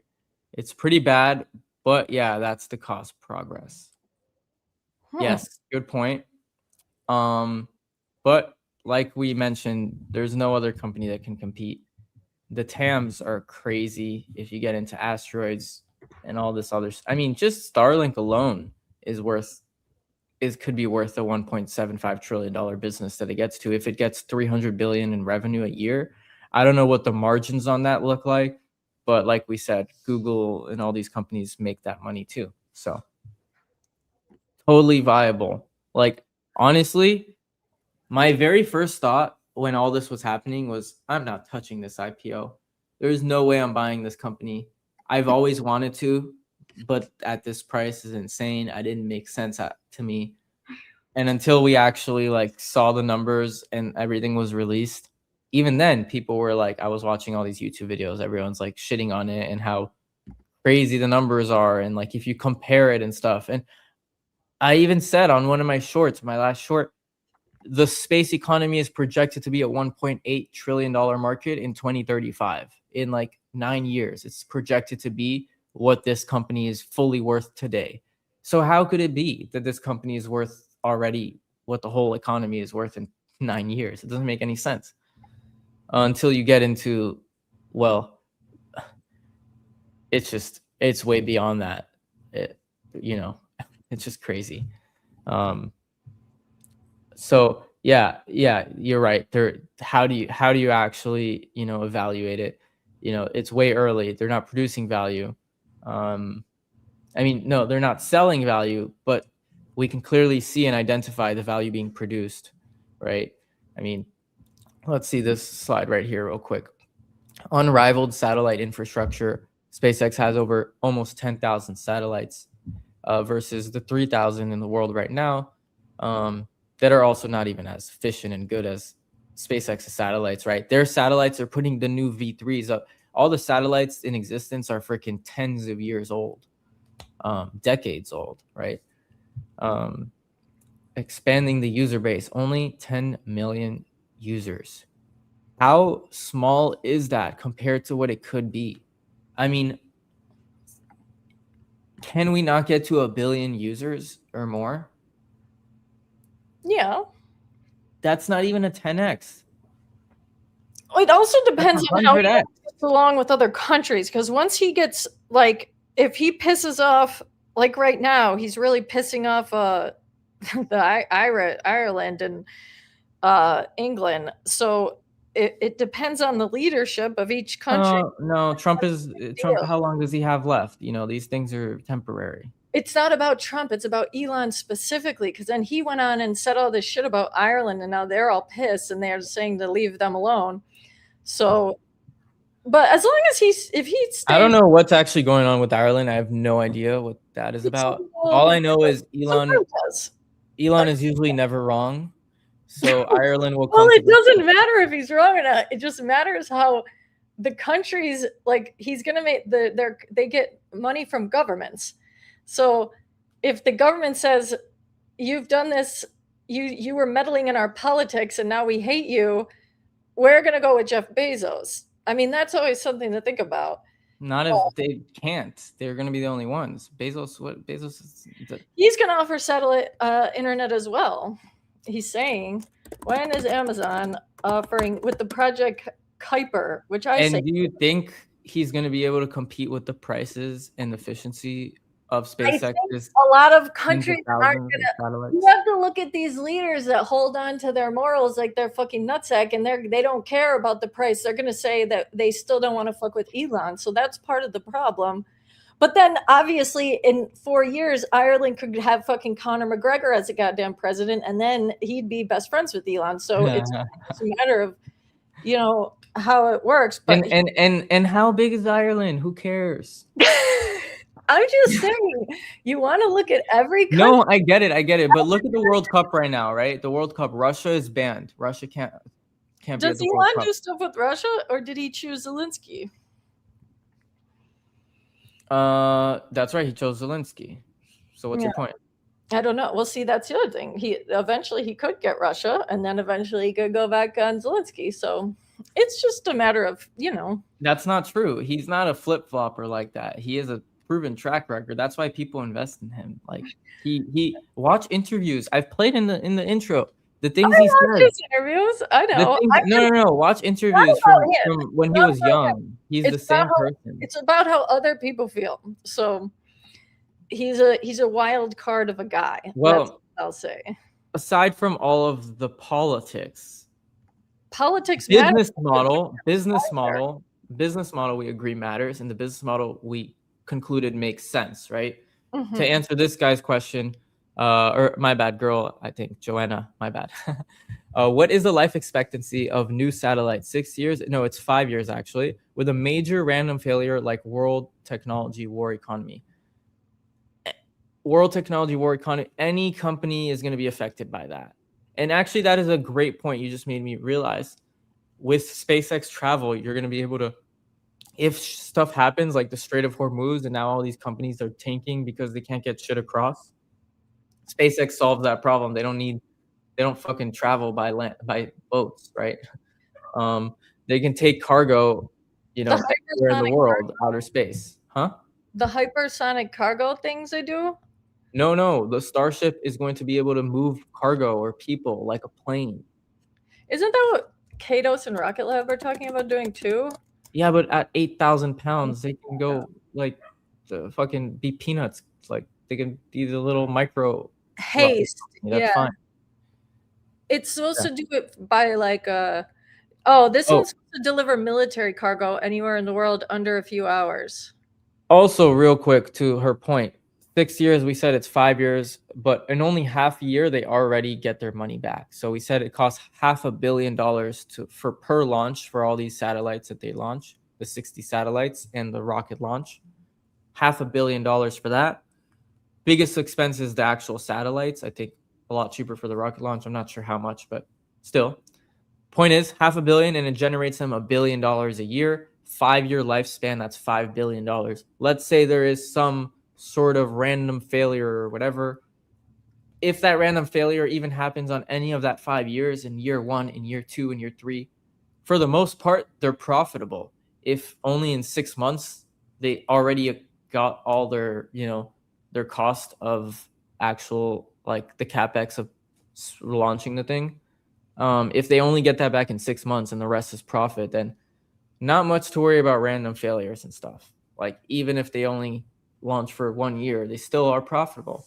And you know what? Even if they freaking lose money, if the freaking thing launches or if the thing blows up and that's $500 million they lost, they didn't make $1 from that. They have other launches that are making 10x the money. So, you can have some losses. And that's kind of why we invest in penny stocks, right? You don't know what's going to go, right? I invest in 10 plus penny stocks. If only one hits and gets me 100x or a 10x, all the other ones can go to shit, and I made my money back and more, probably. So, you can't always look at it.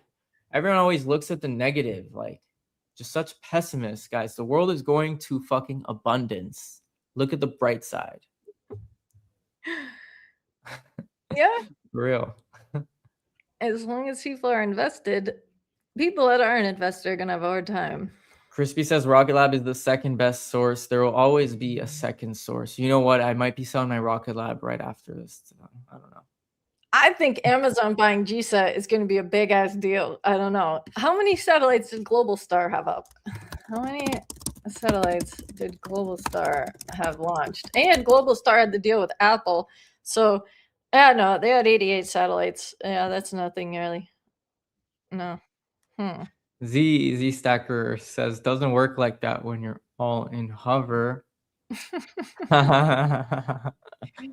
He's talking about, to anyone who doesn't know, hover is a penny stock that I talk about a lot. I know there's probably a lot of new people that are like, okay, he's just talking about SpaceX, but no, I never. Well, actually, SpaceX is the greatest VTOL company in the world. I don't think I mentioned that. I should have mentioned that in the beginning.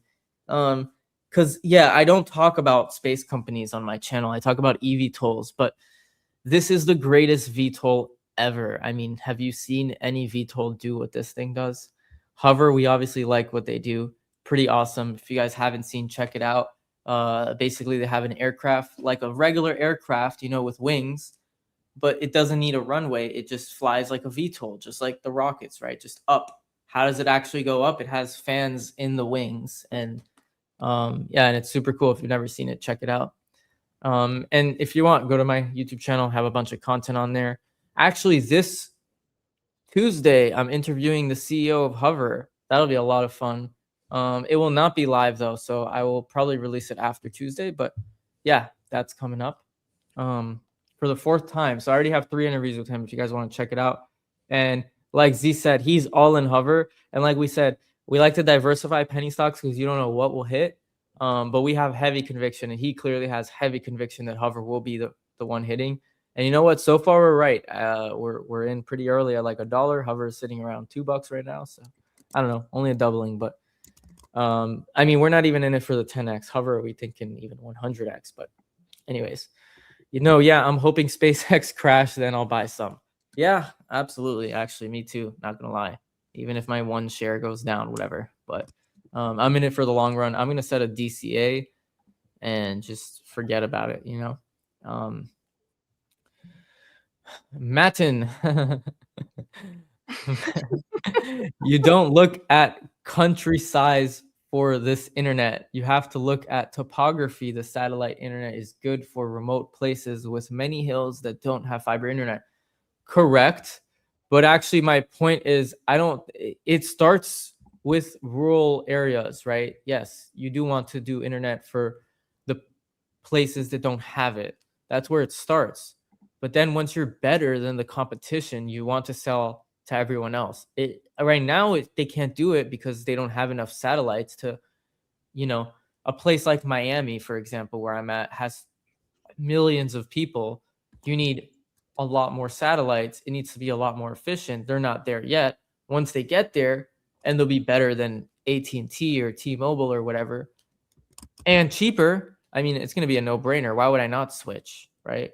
And you won't have to buy a dish, right? It'll just be like you have on your phones today, just chilling, walking around. You have internet everywhere, right?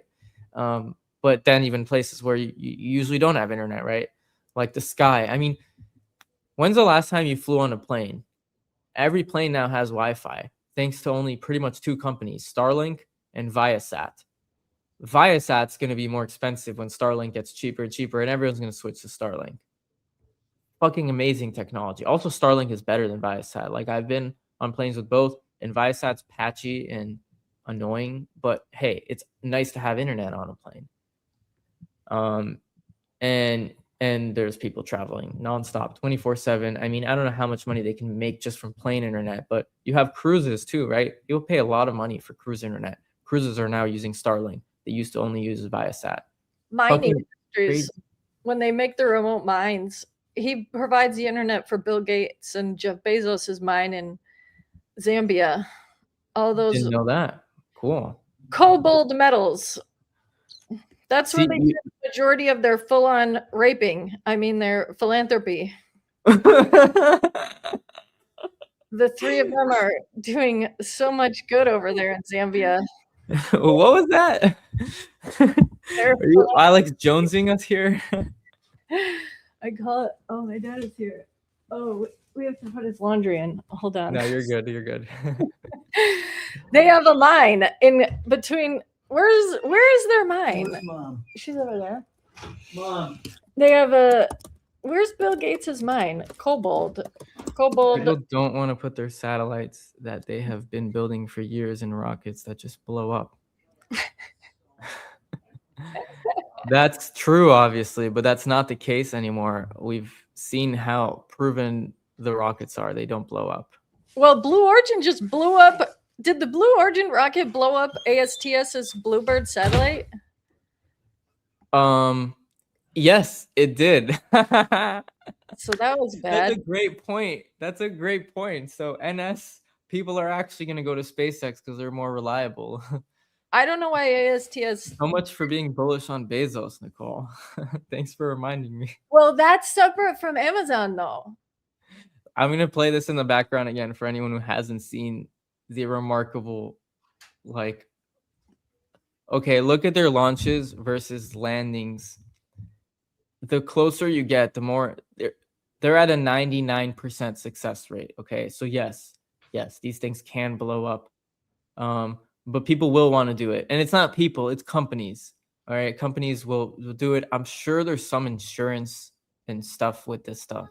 I don't know how it all works, but wait, Chris said it didn't blow up, or it didn't blow up the satellite. I don't know. It didn't? I thought it did blow up the satellite. Maybe it didn't blow up the satellite. Maybe just the rocket blew up. It blew up their own LEO. Oh, I see. Oh. Elon had already said that high density application will always be better served by conventional wireless networks, function of physics and distance. This still leaves massive TAM.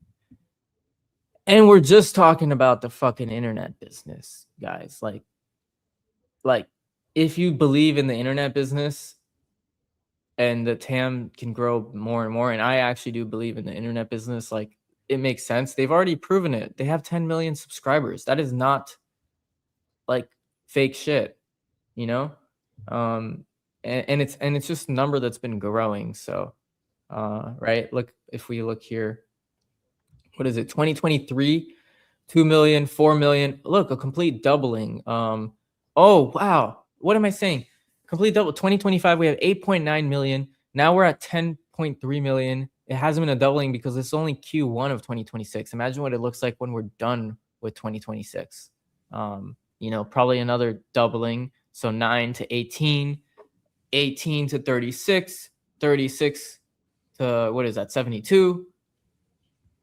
You know, the numbers go crazy as you just keep scaling. So All right. We have a lot of interesting chats here. I wanted to get to some slides. Nicole, there's something you want to discuss about SpaceX before I maybe move forward with the slides. What's your take on, before we move forward out of internet? I feel like we talked about the internet too much. I think it'll do well. I think I'll get a lot of money from, governments and stuff.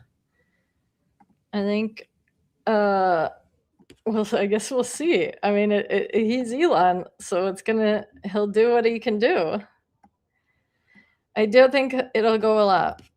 I want to know, I think I would, those chips though, STM, I did not realize, I wish I would have known who he was using to connect the devices, because that looks interesting. But yeah, and Velo, I like how I'm in Velo, so I like how this is good for Velo. I like how this is good for the 3D metal printing. Hopefully he'll do something with Buru, and maybe Elon needs some copper cut in his factories. That would be phenomenal. Probably will. He'll need everything. He'll need every resource on Earth. Because like Crispy here says, space isn't a zero-sum game. There will be plenty of opportunities outside of SpaceX that haven't had the growth captured by the insiders predominantly. Where exit liquidity at the end of, say, of the day. At the end of the day, a little bit, yes, but not really, honestly. Also, the main reason companies IPO is to get capital, and they are at a critical point now where they could use a bunch of capital, that's $75 billion, to grow the company, to reach these TAMs, these opportunities that we're talking about, because it isn't zero sum. Once you have that launch business, right? It just enables the internet. It enables the space compute, right? We're going to be able to put solar panels outer space probably soon. Well, why won't they do that? Harness the energy of the sun, become like a fucking, have unlimited free energy, basically. If he can solve that, I mean, what is the fucking TAM? Once you can create endless energy, solar panels in space, that is probably the next big TAM that they're not talking about, that I would, if I were Elon, I would tackle. But he knows stuff that I don't. I'm sure maybe solar panels are not good enough, maybe yet.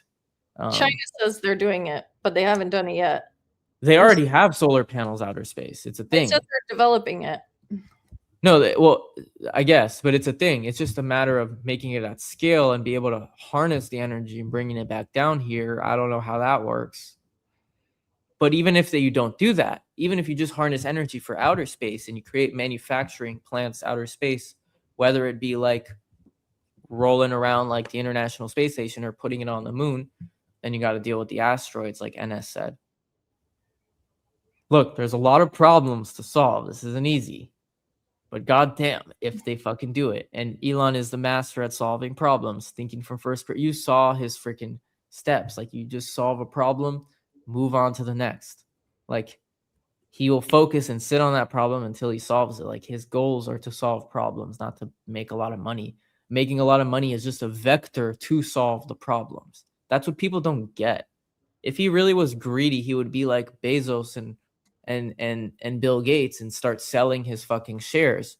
But no, he has a bunch of that. The reason he's the richest is because he's not selling. He isn't sold any Tesla shares. Well, he has, because he had to buy X, Twitter, right? But it's not like he has here and there, but he not at all near close to what the others are doing, right? Microsoft, we said Bill Gates has like 3 or 4% only of Microsoft. When he started, obviously, the company, he was over 50%. Yeah. So, he not to say Bill doesn't believe in his company, but Elon believes in it to the fullest extent. He obviously just wants to solve problems. Like, if it was about the money, he's got all the money. What does he need to do? Why does he need to do this stuff? Like, it's crazy that people think he's a greedy guy. Like, the only reason he looks greedy is because he needs the money to do his big ambitions. I And want when, to get these robots done. The Optimuses. yeah, love that. Can't wait. Wearing the shirt. That's Um, and then he should donate the Optimus robots so they can be care aids for schools. when is this thing gonna start trading and moving? I really want to see what happens. Like, look, at the end of the day, everything I tell you guys is what I genuinely believe. But the market is the true test, and it's going to be really exciting to see if this thing really goes up or down. I mean, we all kind of think it's going to go down. Sometimes the opposite happens. When the market thinks one way, the complete opposite happens. Because if the market thinks it's going down, but everyone wants to make money off of it, okay, who's going to actually be selling the stuff to go down? Like, where does this spiral effect happen? I saw somebody. The thing is, the insiders can't sell too. Somebody on it, I seen a post go by that said it was at 180, but I wouldn't know how that person even knows that then. People just put projections. I saw Amit said 180, so maybe people are just using Amit's projections. Oh, because it's still blank on everything. I think people are saying that because 200 is like a nice price to where people think it's going to crash if it hits like 200, but then usually it doesn't get to a nice number. Usually people start selling right before. So like 180, 190, people might start selling. But Elon controls 80% of the company through super voting shares. That's right. 84% or something like that, I think. 83. He learned through his Tesla bullshit. Yep. Bill just wanted pills for the herp from Jeffrey for his Russian girlfriend. That is a good one. That makes me think Bill Gates might not be as smart as everyone thought. How would you not know that you were getting blackmailed? That seems like an obvious. To my point earlier, they're just regular people. Like Elon, he's just a regular guy. Like at the end of the day, like, he's got like fucking 10 not sugar mamas. He's got 10 baby mamas and like 10 plus babies from them all. No one's perfect, but he's just a regular guy, right? He's trying to spread his seed. He's trying to grow his companies. Totally normal. Jack Ma, right? Alibaba guy. I was surprised to see what an idiot he is. Like, worth billions of dollars. China just makes him disappear just like that. Like, well, he was criticizing. If you hear him talk he had an interview with Elon. I don't know if you ever seen it. It was so funny. He was such an idiot. Is that the interview that got him arrested? No. It was just I guess it was just like a pretty viral amongst the Elon fans because it was like Elon talking to like one of the world's richest people, and they're talking about AI, and clearly the guy is just like, he's like, I don't believe in AI. I don't think someone can make something smarter than a human. And Elon's just sitting there like, famous last words, and he just said like all sorts of funny. He's just so funny. Was that when he was still the CEO of Alibaba? Yeah. Oh, is he no longer? I didn't even know. Oh shit! It just hit 150. Oh my god, it's trading. Oh my gosh. Yeah, it is. It's on public. Holy shit. Oh my god, should I buy right now? Fuck, I'm gonna buy right now. 150 is not even crazy. Maybe I'll just do a quick trade, buy and sell at like 200. Holy fuck. Guys, tell me in the comments, are you guys buying? What's going on? Holy shit. How come the Nasdaq to ETF doesn't go up then? I don't know if I'll be able to buy. No, it's definitely going to go up. Right now, it just started. Everyone's going to start talking about it and linking it. Oh, there we go. Space. I got a notification on my Robinhood. Everyone's going to start getting in. Holy fuck. All right. I just put in an order for 8 shares. Let's go. Did I get it? $1,220, 152. Let's go. All right. Maybe I will do a little day trade and then buy in later. Wow. Let's see how high this baby goes. All right. This is cool. Wow. Exciting. Tell me, are you guys in? Who's buying? Are you in, Nicole? Did you put any shares to buy? I'm in that ETF that holds 6% of it. But Oh, see, yeah, but it's that's just all the other ones. that's not going to do that much. Yeah, I know, because you have Rocket Lab down. What's Planet? It holds some other stocks. So now it's at I 140. got only 9 shares total, about 1,400. Let's see Planet here. Labs is down today. Every other space company is down. Oh, I wonder when you can trade options on this thing, because obviously it's too fresh. But how long does it usually take till the option markets go live? A couple days or so? I don't know how that works. Let me see some of the comments here. Elon is kind of a workaholic. Not kind of, he is. He will work even when he is super world, I think. Even when he is super world, like when he's dictator of the world, you think? I agree, he will be. And yeah, he'll still work. If SpaceX goes up, Elon failed. If is rising, he didn't ask enough. Yeah. The thing is, it's complicated. He had to price it at least to where people can make like at least. If he priced it too high and it would have went down, then it would have been bad. But he priced it at a point where honestly it makes sense. And like this is like, yeah, if it goes up, you know, honestly, I don't know. Let's see. I don't want to. I'm a little hesitant with what to say there. Let's see what actually happens. Because I could be wrong, but so far we're doing pretty good. We're at 160. Nice. I just don't have any more cash on hand to buy right now. I gotta sell something on Robinhood, but I'm happy with my 9 shares. Wow. All right.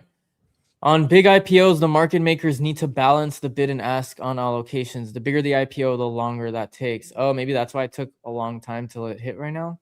Thanks, Crispy. Wow, this is awesome. I'm so glad to be recording this. This is a historic moment, Nicole. Like, this is crazy. Really. Fucking crazy. Oh my God, wait. And I missed it. Oh, I didn't see it. Oh no. We missed it. Mr. Beast hit 500 million subscribers earlier, like 7 minutes ago. Oh, wow. What are you at? You need to get to 1,000. Everybody needs to subscribe to Matan so he can be at 1,000. How do we see it when you're at 1,000? Wait, let's see his reaction. Okay, we're starting to climb back. Let's go. There we go. We're reversing the trend. We're heading back up. 2 historic moments. We're climbing. We are climbing. Okay, this time, guys, let's lock in. We don't need to do this From whole 85 to 15,000 in 1 second, I think. Right? Can we all agree to lock in? Let me open up the chat. See what chat's saying. I should buy YouTube Red so I stop getting ads on my own stream. I don't even know. Am I making money off this? Why do I even have ads on this? Let's go. How do I? Can you hear? You can hear. Oh wait, I have chat over here. I gotcha. What's up? We're about to hit. Oh shit. We're about to hit.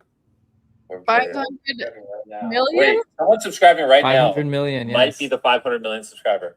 We're about to hit it. Are they doing a giveaway to the 500 million person? Maybe that's crazy. How We're do they even know? Wait, 3,000 up. Wait, we're about to hit it. We're about to hit it. Whoa. There we go. 500 million subscribers. 500 million. Confetti. Wow. Woo! Confetti. Just confetti. Yes, thank you, team. 500 million. Guys, this is freaking insane. He should be like in an arena or some shit. Why is he doing like confetti? Wow. So I wanted to say something because while I have your guys' attention, there's a big milestone. I wanna say this. I want to say that I shouldn't be who I am right here. Like I shouldn't have 500 million subscribers. Like statistically, I shouldn't. I didn't grow up with much. It's funny. The more famous I become, the more people are like, "Oh, he had a rich family," or blah blah. That's why I give away money. Like both my parents were in the military, and I'll stop this in a sec. I just do want to play a little of him. Like, I love Mr. Beast, and he's just another example of like who Elon is. Like when you try to do the best and be the best of the world and go nonstop, like this is the outcome. And I'll let him keep going with the speech. Yeah. We ended up going bankrupt back in 2008 in the financial crisis, and like when I started this channel, I couldn't afford equipment. I would have to save up money from my AdSense to buy a microphone or computer. Like I really shouldn't be where I am today. Like it doesn't make sense that I have 500 million subscribers. Like it's not like I grew up in Hollywood or I grew up in New York. I grew up in a very small town with no money, no resources, but I was just relentless, you know, and I got lucky. I found what I loved at a really young age. I found YouTube at the age of 11 and I gave it my all. And I woke up every day and I asked myself, how can I make the best videos possible? Holy crap, we gained 64,000 subscribers. Thank you guys. And I woke up every day and I just want to take this moment to inspire some of you because, you know, if you don't like the position you're in, hopefully, you know, this could, you know, give you the fire to try something out. I mean, it was a lot. It was a lot of work to get to this point. I mean, they say it takes 10,000 hours to master something. I think 10,000 hours is too little. I think it takes 100,000 hours to master something. And I'm like probably 60, 70,000 hours deep on making YouTube videos. All right, I think that's enough. But awesome achievement right now for Mr. Beast. Fucking awesome, really. SpaceX at $164. Wow. Pull up the level 2 quote so we can see the bid-ask volume. I'm sorry, how do I do that on Robinhood? If someone can guide me, I'm not sure. Do they not have that maybe? That's a good point. Nicole, where'd you go? Oh, okay. Do you know how to pull up what is the level 2 quotes so we can see the bid-ask volume? I don't use Robinhood. I'm on public. Do you have any interesting data there you want to share on your screen maybe? Or I don't know if I have. It's at 165, 166.40, 167. It's rising. There's not even a littlest pullback on my screen. There was a little red candle at one point, but we're doing good. Did you get filled? I did get filled. Did I not get? Yeah, I did get filled. I have my full 9 shares. 1,500 right now. Ooh, I just don't understand why a quantum chip company like Lay's can announce doing a deal with SpaceX in this day and still look like shit. That's some bullshit. Oh, I need Fidelity. Come on, I don't have Fidelity. Does nobody see that Lay's is going to be doing the quantum cryptography? So annoying. Does nobody Theodoro is the next best VTOL other than SpaceX? Wait a minute. Is it with SpaceX? Oh, it is SpaceX. What do you mean? For Lay's, LAES. They're going to launch their shit with SpaceX in the 4th quarter of 2026. Well, I guess I'll just wait. Oh no. Crispy says Robinhood is crashing. Let's see. I actually really like Robinhood stock. I have quite some shares. I guess the people who don't know me, I'll name the big companies I like other than SpaceX. I have the most of my money in Tesla. I have quite a good amount in Palantir. And then the other big companies I really like are Robinhood and Airbnb. Really, really like Airbnb. Companies I wish I could invest in that I can't is The Boring Company, Light Matter. Light Matter is an awesome company. They're making chips at the speed of light, using light instead of our slow copper that we use today. Yeah, Robinhood's gonna do all right. It's not that bad of a crash. What else was there? Oh, Anduril. I wish I could have invested in Anduril. Still do. Still would. But, you could invest in OPTT, and then Anduril is going to integrate OPTT power buoys all around the world. How much? That's interesting. I'm going to take a look at that. I never heard of OPTT. Oh, they haven't done it yet. Well, no, they've had their first buoys integrated with Anduril lattice system outside of San Diego already. Super long term. I like CRISPR. Have a lot of Aduro stock, actually, almost as much as my Palantir. Actually, I think more. SCWO, very, very small penny stock. Shout out, check them out. Very small, but like this company can make a lot of money possibly. They're just on the verge of Aduro's on the verge of commercializing. SCWO finally commercialized. They just need to increase their operations and grow the thing.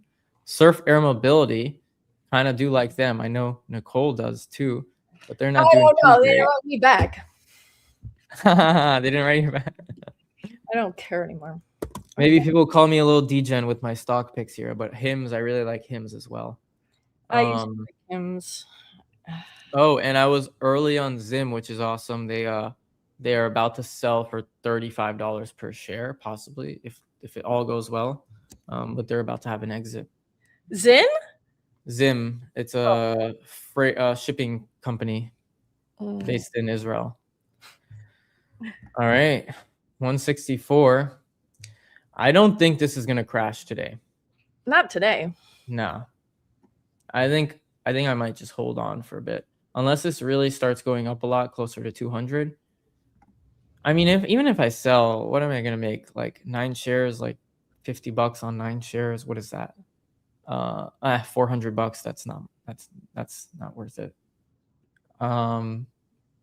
Yeah, no, I think I'm gonna hold my shares and just keep buying more. If it does go down, who knows? What if it never goes below the IPO price? Like, this is a generational company. No, seriously. Well, Like, we'll see. this is a generational company. Like, everyone knows, like, what if you could have invested in Apple or Amazon or whoever when they first IPO'd? It's like everyone knows this is a generational company. Why would it go lower than the 135? Right now it's at 160. I think Amazon went really, really, really low. Yeah, but that's because of the .com crash. Hmm.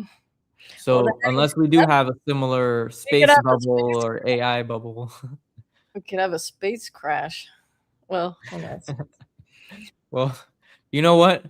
SpaceX has done a lot of those and they're still around, so. They actually crashed. Yeah, they actually Wish did. I had Matan's glasses. The rose color is impressive. Oh no.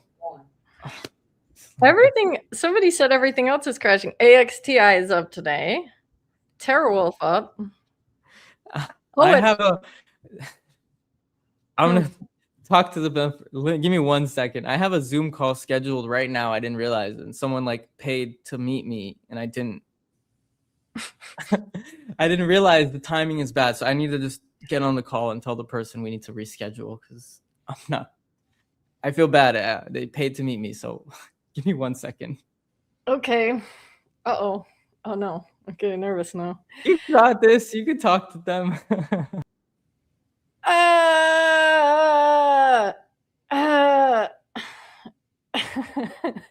Anyways, I'll have VIAV. I'm looking at Viavi Solutions.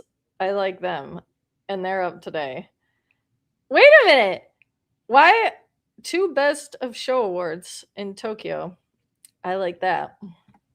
VIAV does testing for testing, NTN testing. So VIAV is up. The rest of space is down, people. And I very much want this CLSQ. I don't understand why people don't think that's a big deal. To develop the next generation of orbitable platforms designed to deliver post-quantum secure services directly from space. Truly invaluable, I must say. Anyways. I'm back. Sorry about that. Good. I actually didn't hear or miss what you said, but I said VIAV is doing good today. Nice. It's Okay. LAES. Wish I had Matan's glasses. The rose color is impressive.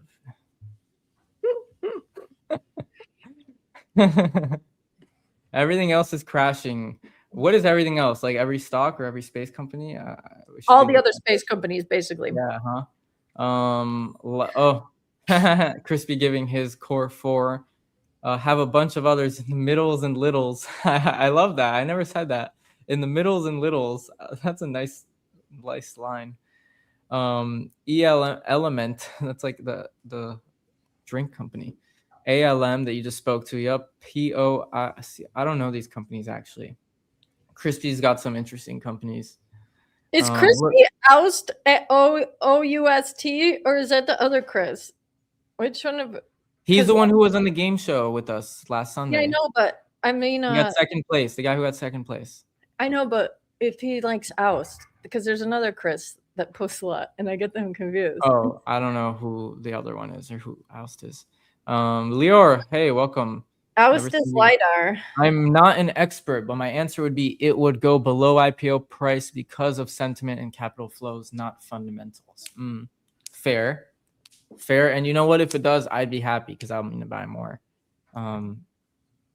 Yeah. But my only point was, if you just look back at every big company, and everyone knows this is going to be a generational company, we all agree that it would have been wise to buy at the IPO, even if almost all of them probably dropped at the IPO price. You don't know at what is the right point. Just better to DCA, honestly. But even still, even if we know it'll drop low, if this company is going to go to 1,000 one day, what are you going to look back and be like, oh, fuck, I wish I bought at $100 when it went down to 100, but I bought at 150. No, you'll be happy with your 150 buy. So that's what I would have felt about Rocket Lab when I was buying in the 20, and then I said, "Why I should have bought more at 7." But yeah, you know what? I got Rocket Lab also like 20. I sold at 60, bought back in at 90 like an idiot. So it's Wise Key doing this with them too. Wait, I'll put this in the chat. The link to what they did. And that's why. The first QSOC satellite launch with SpaceX. That's going to be very nice. Very nice. Hood has layer 2 after the ticker is normal. Thank you, Crispy. That's right. I thought so because I have Robinhood Gold, so I should have layer 2. But yeah, obviously everything is new with this company, and there's probably no. Actually, is there a Morningstar price target on SpaceX? I wonder what that is. Level 2 lats view the trading books important and impossible to trade without them. Fair enough, but you know what? I'm not a trader on this channel. I am a long-term investor in eVTOL companies, and like I mentioned, some other ones, the plastics and stuff. But this is the greatest VTOL company, so that's why we're here, and I'm in it for the long run. So like I said, I don't think I'll be trading it. If you are trading it, I guess do your own level 2 research data. That's not what this live stream is for. This live stream is purely to be in a moment in history. Like, there is no time like this. This is just a pivotal point in history where now this company gets $75 billion and can achieve their mission, which is the greatest mission that's ever been. So that's why we're here. And honestly, even if I lose money, like, so what? I helped contribute something to them getting that 75 billion and achieving their mission. And it's like, that's the whole point of actually owning a company, right? Like you said, you own a company to make money, yes, but you can do that with any company. You can own many different companies, but why do you pick the specific, unless you're in the S&P, why do you pick a specific company? Is because you like it, you believe in it, you want them to succeed, you believe in the mission. So like, what better mission is it than what they're doing? And you know, whether they succeed or not, I want to help them succeed. I don't want them to not succeed. So helping them in just one little way, whether it's my $135 giving them to get that $75 billion, whatever, you know, helping them with 0.0001 kilogram getting shipped out or something. I'm happy to help. All right. What do we have here? What is this link you're sending? That was for the quantum chips. I can't click and open that, you know. If you want me to open that, send in the do you want me to open that? Oh no, I was just sending it to someone on the chat to show what they're doing. Okay. I don't think they can even open that. They got to type every letter. But well, I don't know how to use these things. No, I no worries. I don't understand. I'll post it on my X too. I don't know why people don't care about this. Leo, what is NFA? Do you know what? I never heard of that acronym. NFA. Not far away. I'm guessing. Not financial advice. Oh, nice. That's true. I've never. As a stock YouTuber, I should know that. I should have that like in just a corner of my screen everywhere. NFA. Yeah, guys, nothing you take here is financial. Elon's officially the world's first trillionaire as of 8 minutes ago, according to Stock Savvy Shay. Yeah, I mean, as of when they rang the bell, basically, or yeah, but yeah, he is, I guess, on paper. Ha ha! He beat out Bernard Allnut. That fuck. That makes me happy. Already beat him out many. What? What do you mean? He was already the richest. No, they were gonna say Bernard Allnut could have been. There was like Bernard Arnault. Yeah, he's just passed him a few times. It's no big deal. Wow, you don't like him? What's bad about him? He's fucking French, That's why you don't like him. and and his kids are fucking weirdos, and he's a freak weirdo. Have you ever seen what he looks like? I have. He looks like a freak fucking weirdo. Billionaire, like a baller. Honestly, he's one of the only billionaires that look like a billionaire. If that makes sense. If he's like an Epstein type one, yeah. No, like he dresses the part. Like, like you have your Palmer Luckies of the world who come in cargo shorts and flip flops and Hawaiian shirts, Fuck his stupid handbags and his goddamn Hennessy fucking champagne. He's a slaveholder. I don't know too much about him. I'm not a fan of him, but I'm not a hater either. But I like people like Elon and Palmer and people who are actually trying to do cool shit. Brian Johnson of Brian Johnson. He's not a billionaire though. But he might be one day. All right. Let's see. We should probably get wrapping up here soon. But you didn't get your 1,000 followers yet. That's annoying me. Because I said And a lot of people here are probably not subscribed, never watched me before, because I know everyone not has my Hover fans. Subscribe to Matan, so if he gets to 1,000, we'll do a show more.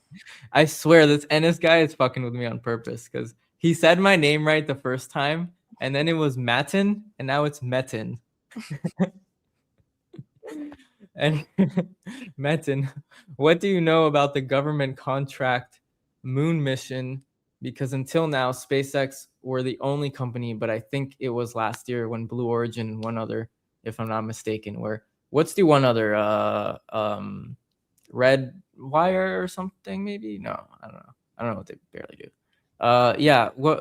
Virgin Galactic? I mean, name me a fucking company. They all are not doing good. Blue Origin is not doing that great. As long as they need people to spy on, as long as there's dictators that need to spy on the people on the ground, I think space will do well. That's about it. And as long as there's mines that in remote locations and they need people to enslave around there, then that's going to be good. And, it's important. A techno-feudal takeover. Satellites are imperative. But a solar storm would be bad, and no one can control a solar storm. So, but there's a lot of things people can't. But that would be bad for Earth, too. Oh, yeah.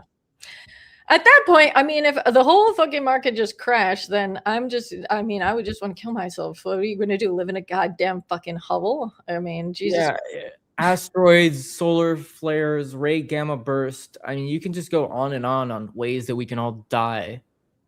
But is it happening? Unless it happens, yeah. If we're all dead, who cares?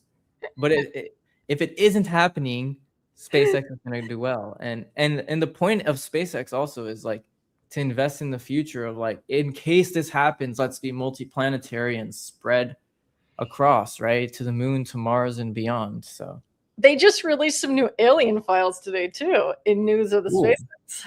Really? I don't know much about that. If you want to share, is there anything, videos or stuff? I mean, all the alien stuff is honestly a little underwhelming. I usually listen to alien stuff from like Russian general interviews, because if you see a Russian general crying, then I'm inclined to believe them. And then they have that other guy, David Grush, whatever. Well, I don't know how to pronounce his last name, but he says there's aliens. They have bases on the ocean. You know what? Whether there is or isn't, I mean, what does that mean? Like, more money could go to space, because then people are going to be scared. Could be only a good thing, if anything. Definitely. So aliens are bullish for space for sure. You know what? I just thought of this right now. How fun would it be? There's so much about this company. What if we did a SpaceX game show? Should we do a game show for this one? That'd be so fun. I could totally set it up. Like, I feel like I know a lot about the company to where I can set it up and have the audience here. Like, to anyone who doesn't know what I'm talking about, if you see my channel, if you'll see all the videos, I mostly talk about hover, HOVR.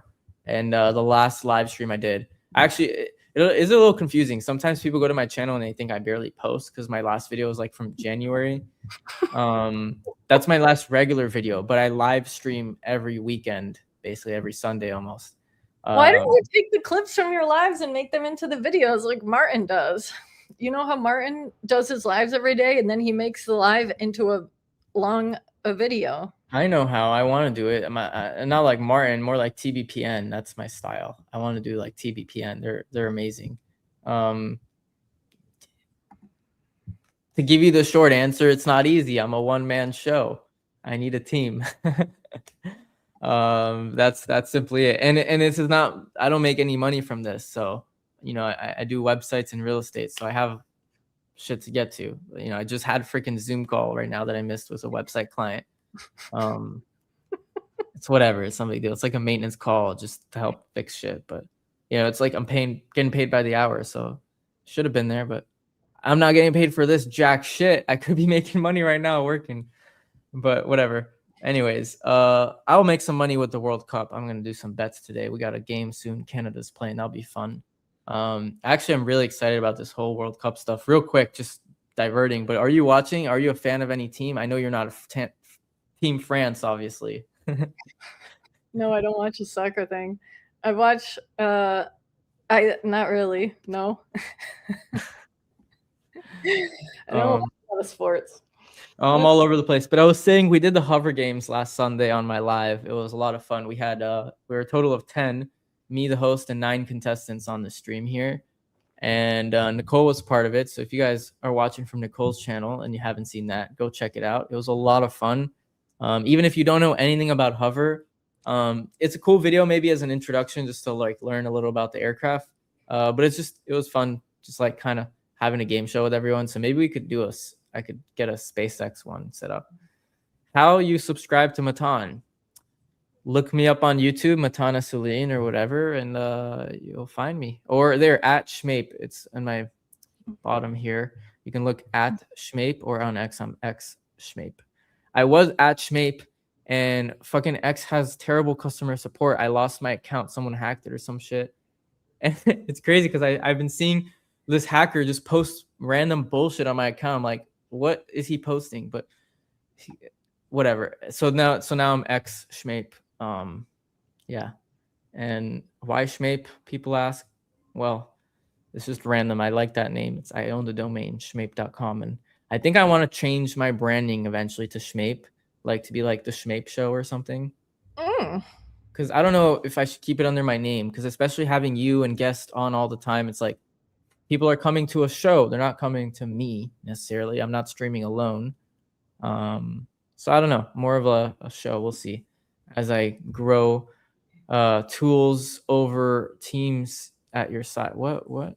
Yeah, I need to grow. I need more tools and I need a little bit of a team. I do have AI to help with the shorts. My problem is making this like 3-hour live stream or so into like a 20-30 minute condensed recap. That's what I love to do. AI can't really do that well. So you need people. We'll see. Maybe I'll start hiring. But I'm not making any money. So you get to 1,000. Even if I get to 1,000 subs, what am I going to make? A couple fucking dollars from ad revenue? But I'll still take it. I think you could get, I don't know. It depends. If you do a lot of lives, I don't know, like at least 100. What do you guys think in the comments? Should we do a SpaceX game show? Even if I do, yeah.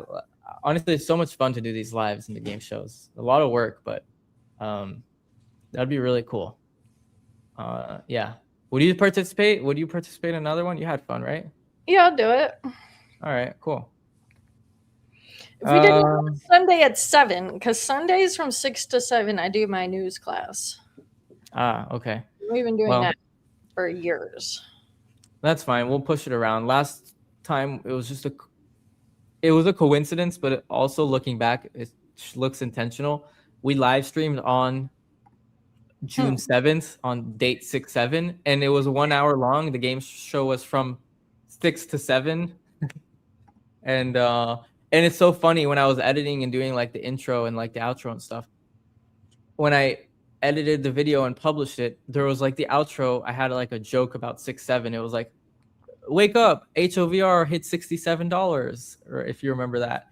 And when I released the video, when I like did it on iMovie to download it, it was iMovie 67th. It was my 67th edited iMovie.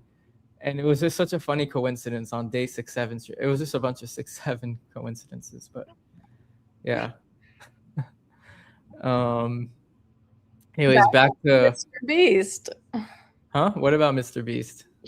That like whatever trend meme thing that is from his show.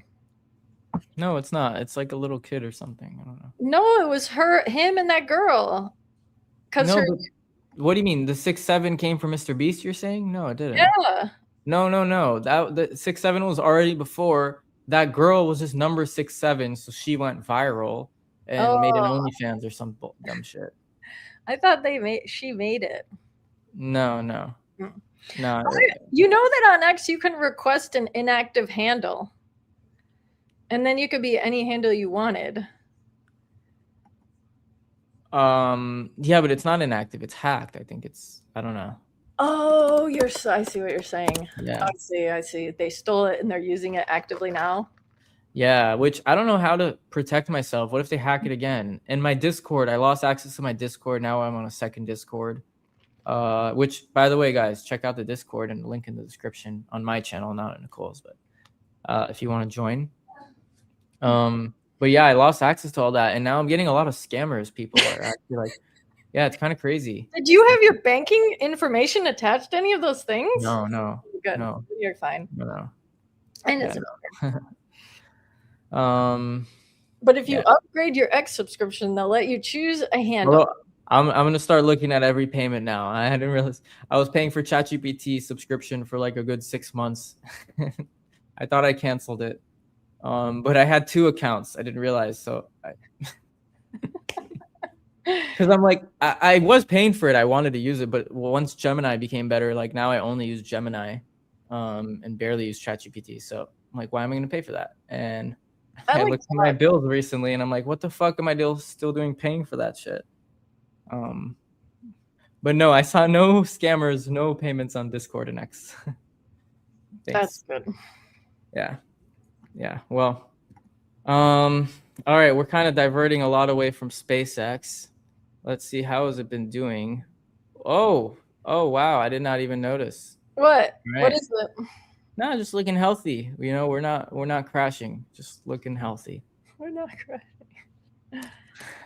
Nothing special, I guess. We're honestly, this is what I want. This is healthy. I mean, it would be pretty cool to see it go crazy to 200 or 300, but that's not sustainable. That will obviously crash. So this looks okay. Yeah. Correlated with news. I guess it's not about the number today. It's really about the fact that they're finally public. They're getting a bunch of money now to complete their mission, and this is just an awesome moment in time. So, I don't know if we should wrap it up here. This is quite a long one. How many? I got 9. Nicole, I don't know if you got any. Did you say you got any? What? Shares? No. Oh, SpaceX? No. No, I'm in the NASA, but that one's not doing anything. Oh, you know what? It's down. Oh my god, the other day. I wanted to make a video on this, but honestly, live streams are just easier to share information, and like videos and editing and like putting my thoughts together, and like I don't do scripts, I do off the cuff, so it's a lot of work. So I think I want to share my thesis a little bit on the Boring Company, because yes, we're talking a lot about SpaceX, but to anyone who's looking for the next SpaceX, I really think the Boring Company is going to be huge. Essentially, what they're doing, is the same business model as SpaceX. They find a problem. Problem is, tunneling is expensive, inefficient, hard, and slow. And they try and create a solution that's better. And then from there, you scale and multiply and make more, decreasing cost, increasing throughput. Now, what does that look like for the Boring Company? Tunnels right now, depending where, the cheapest is like Switzerland or something, and the most expensive is in like New York. Cost about between, depending where, like New York is like $2 billion per mile. Switzerland, maybe like $500 million per mile of tunneling. That is a lot of money. Also, extremely slow, like slower than a snail. It is very, very slow. And unsafe.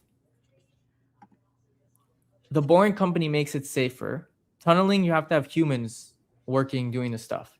The Boring Company has it all remote. There's not a human in the tunnel. Everything is done remotely, safer. They operate in, where is it? In Texas, I think. And they build tunnels around the world they can build, and just operating it from Texas. Just like how like rockets launch and they operate it at like, the launch control center, right? So they completely changed the concept. Now they're tunneling with a control center.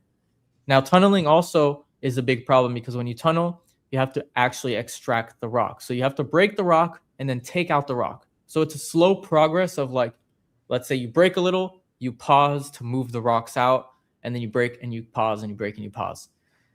They develop a system that it does it simultaneously, so it keeps going. It never has to stop. Safe, more faster. Okay, already got that. Efficient. They're trying to be 1,000 times cheaper. If it's $1 billion for 1 mile, they want to get to $1 million from 1 mile. They've already increased the efficiency by a lot. It's something about 20 to $40 million per mile right now. If they get only better and better, and they can get to $1 million from the 20 to 40 million is a big improvement.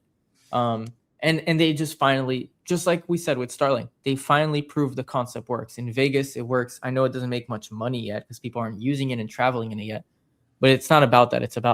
It's proven that it works, and now they can only scale from here. And the craziest thing about it all is the company was actually started as a joke until they realized, holy shit, there's something real here. This is viable. And now it's like viable and working, and they're going to scale and build more of these. And the whole thing is this will solve the transportation problem, which is a big thing with eVTOLs that I'm like kind of not like less into Archer and Joby now, right? I like Hover because the mission's different, okay? But all the eVTOLs are going after air taxi. I think the Boring Company is going to fucking wipe them. Like the only advantage they have is amazing views, but actual efficiency, there is a cyber tunnel the Boring Company built for when they build the Cybertruck, right? And in the past, they would have to build the Cybertruck, and when it's done throughout their facility, it goes through like a whole assembly line. When it's done, they would take the Cybertruck and they would have to go on the regular roads of the street and do a 12-minute drive to wherever they would have to take it. They build a tunnel, and it's now only a 60-second drive instead of the 12 minutes. And it's not using the road. It's using, a better version. It's not tearing the car. And, the whole point is you'll get places faster and it'll be automated and more efficient. Like eventually they're going to put, sort of like robo vans or something in there. You're not going to drive the car through the tunnels. You're going to be speeding through them, Unless there's a flood. And that'd be bad. That's an interesting point. I don't know about that. I don't know if that's a good point, Nicole. And then well, okay. My answer to that is that's a good point. And places like where I'm at in Miami, you can't do this because if you dig under, you can't do tunnels because you'll have water. So places that flood are usually places that you can't even do tunnels in. So this won't be everywhere, actually. You will still have probably air taxis, let's say, for, that would be viable, let's say, for Miami, right? But for New York, why not? I mean, does New York ever flood? Yeah, sometimes. New York City, for sure. They build systems through that. They build systems through that. Even Miami should be flooding, right? Like we spoke earlier, they projected when we were kids that Miami would be flooding in 20, 25 years, right? We've already hit those dates, and it's not flooding. And why? Because of innovation. Okay, you innovate and solve those problems. How do we do it here in Miami? You take all the water and fucking push it to the Everglades. They have all these canals and systems, and it's a whole maze, right? Same with the sewers. In Israel, I know when it rains a lot, they flood. They don't have a good system because it barely rains there. It's a desert. Here in Florida, they're used to a lot of rain. It rains so much here, and it doesn't flood in Florida because they built the proper sewage systems to be able to collect whatever inches or feet of rain, right? Whenever we hit past the projected amounts is when we get flooding, but that's rare. And you know what? If that happens, Nicole, so be it. We're going to have a one day you guys can't use the Boring Company. Stay in your homes, right? Coronavirus happened. Everyone was able to do it. We can deal with a little bit of flooding. I think the tunnel thing is a good thing. I don't think it's going to take away from Archer Joby's thing though, because you're still going to have the wealth. That's always going to be for the wealthy people, regardless. So No, that's the point of air taxis, though. It's not. It's only for the wealthy temporarily. But if you want Archer and Joby to be the trillions of dollars that they're saying, it needs to be for everyone. It needs to replace Uber. It needs to be Uber in the air. It's not supposed to be for the rich. The rich already have that. They already have helicopters and private jets. Now you're just taking it a step below to like a little less rich. But you also have Archer integrating, doing the shit with Anduril. So that's military. That's perfect. Archer and Anduril come out with their shit, sell it to the Emiratis. That'll be the best. Because everyone in there is that is allowed to do those things. If you look at Saudi, Emiratis, Qatar, I guess they could go to Kuwait. Look, this is the coolest product. What is it? Is that a t-shirt launcher? No, the flamethrower from the Boring Company that I just talked about. They make the flamethrowers? Yeah. Well, it's technically not a flamethrower. There's only 20,000. They're limited. You can't buy them anymore. But Is that for when you get stuck in the tunnel in Vegas with all the homeless and they try to pull up on you and you have to flame no, them? this is just because Elon's a fucking G and because he could do whatever he wants. Okay, this was just because. Fuck it. That's literally why. Like, just to show like they're a fucking cool company. I don't know what is the reason they actually did it. There was a reason. I kind of forgot. But what an awesome product. Huh? Philanthropy, of course. I actually lit this up once in my house and it was a little scary. I'm not going to do it now, but It probably could definitely, yeah, that'd be bad.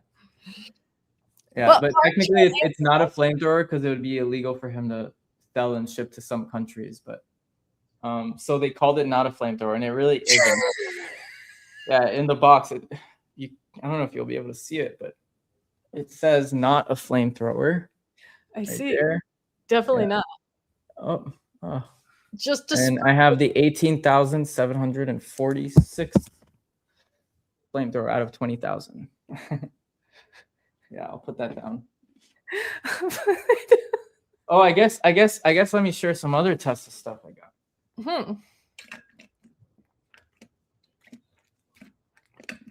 I've never even driven in a Tesla my whole life. This is the Roadster, the first car.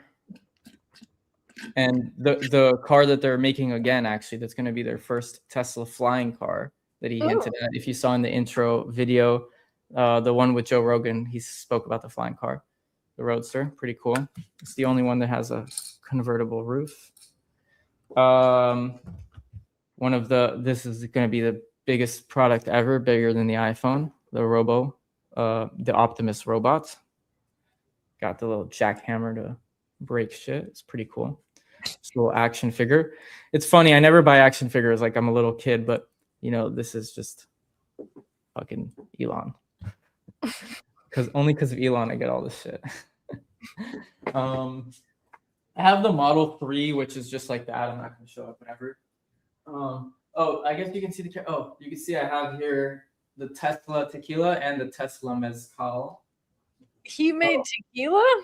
Yeah, and I have even and the shot glass for the tequila. And then this is a salt and pepper shaker, which I never use, but it just looks cool because it looks like a tequila, but it's it's a salt and pepper shaker. It's pretty cool. It's like a magnet, and I guess you would use it. Tesla's People don't even know about this. This is their battery pack for like enterprise. You don't put this in your home, but this is like what's gonna make them a lot of money. This with their energy business basically. So yeah, just a little thing there. Just a lot of cool stuff I have. And then one more. Actually, the next thing I need to buy, I want to buy a big like starship, like a mini, like like the action figure thing, but like a big starship rocket to have in the back here. This is super cool. I really like this. This is all their cars, Tesla's cars. From the very beginning, you have here the Roadster. You have the little Roadster. Oh, this is really heavy too. To the Model S, the Model X, the 3, the Y, semi-truck, and the Cybertruck. And yeah, it's really cool. And all of them have the logo in the back. They said I'm not entertained. Yeah. Yes, I am. Like I pride love collection. seeing. Huh? I like seeing. That's what I'm not entertained. I am. Yeah. I like to see what things that people buy. It interests me as someone who doesn't buy things. Speaking of those batteries, does any of you guys know about Factorial FAC? This Factorial Energy that recently had a SPAC merger. I keep seeing stuff about this Factorial Energy having like a battery that charges in 18 minutes or something. And they had this Stellantis Factorial Integrate Advanced Solid State Batteries.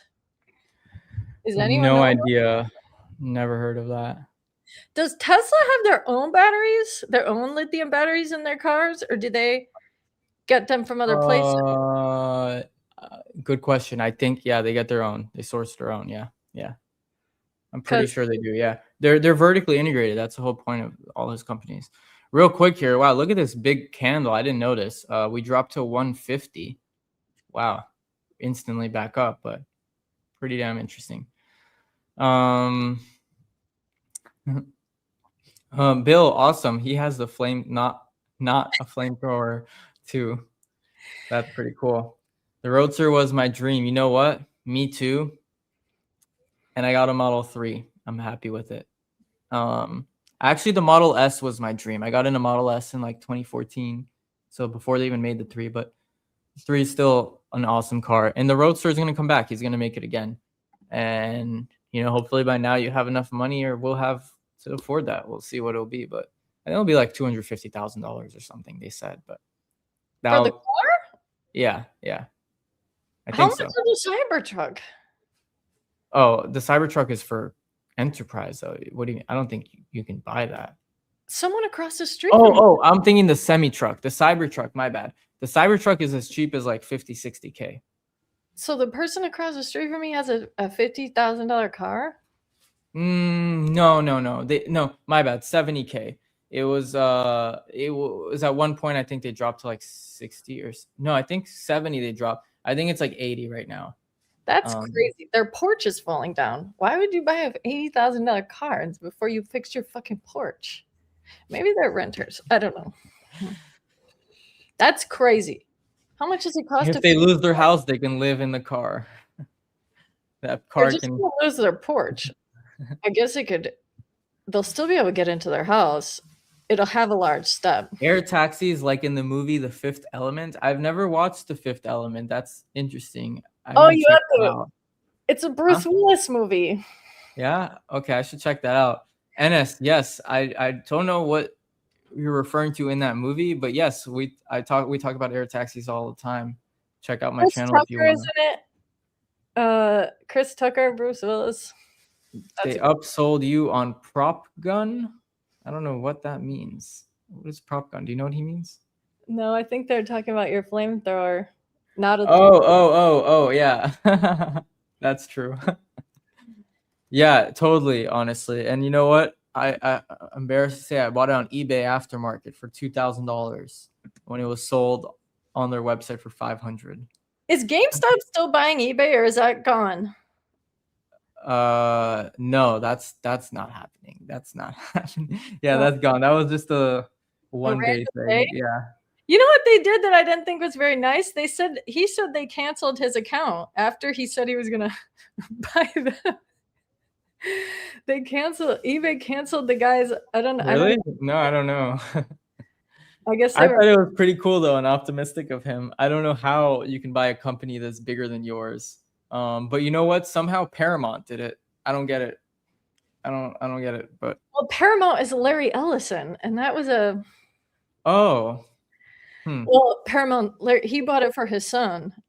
Really? No, I didn't know. So is that why he was able to buy a company bigger? Because it's like, okay, if it goes under, he's like kind of like the co-signer or something. Like Larry Ellison's like a co-signer or something.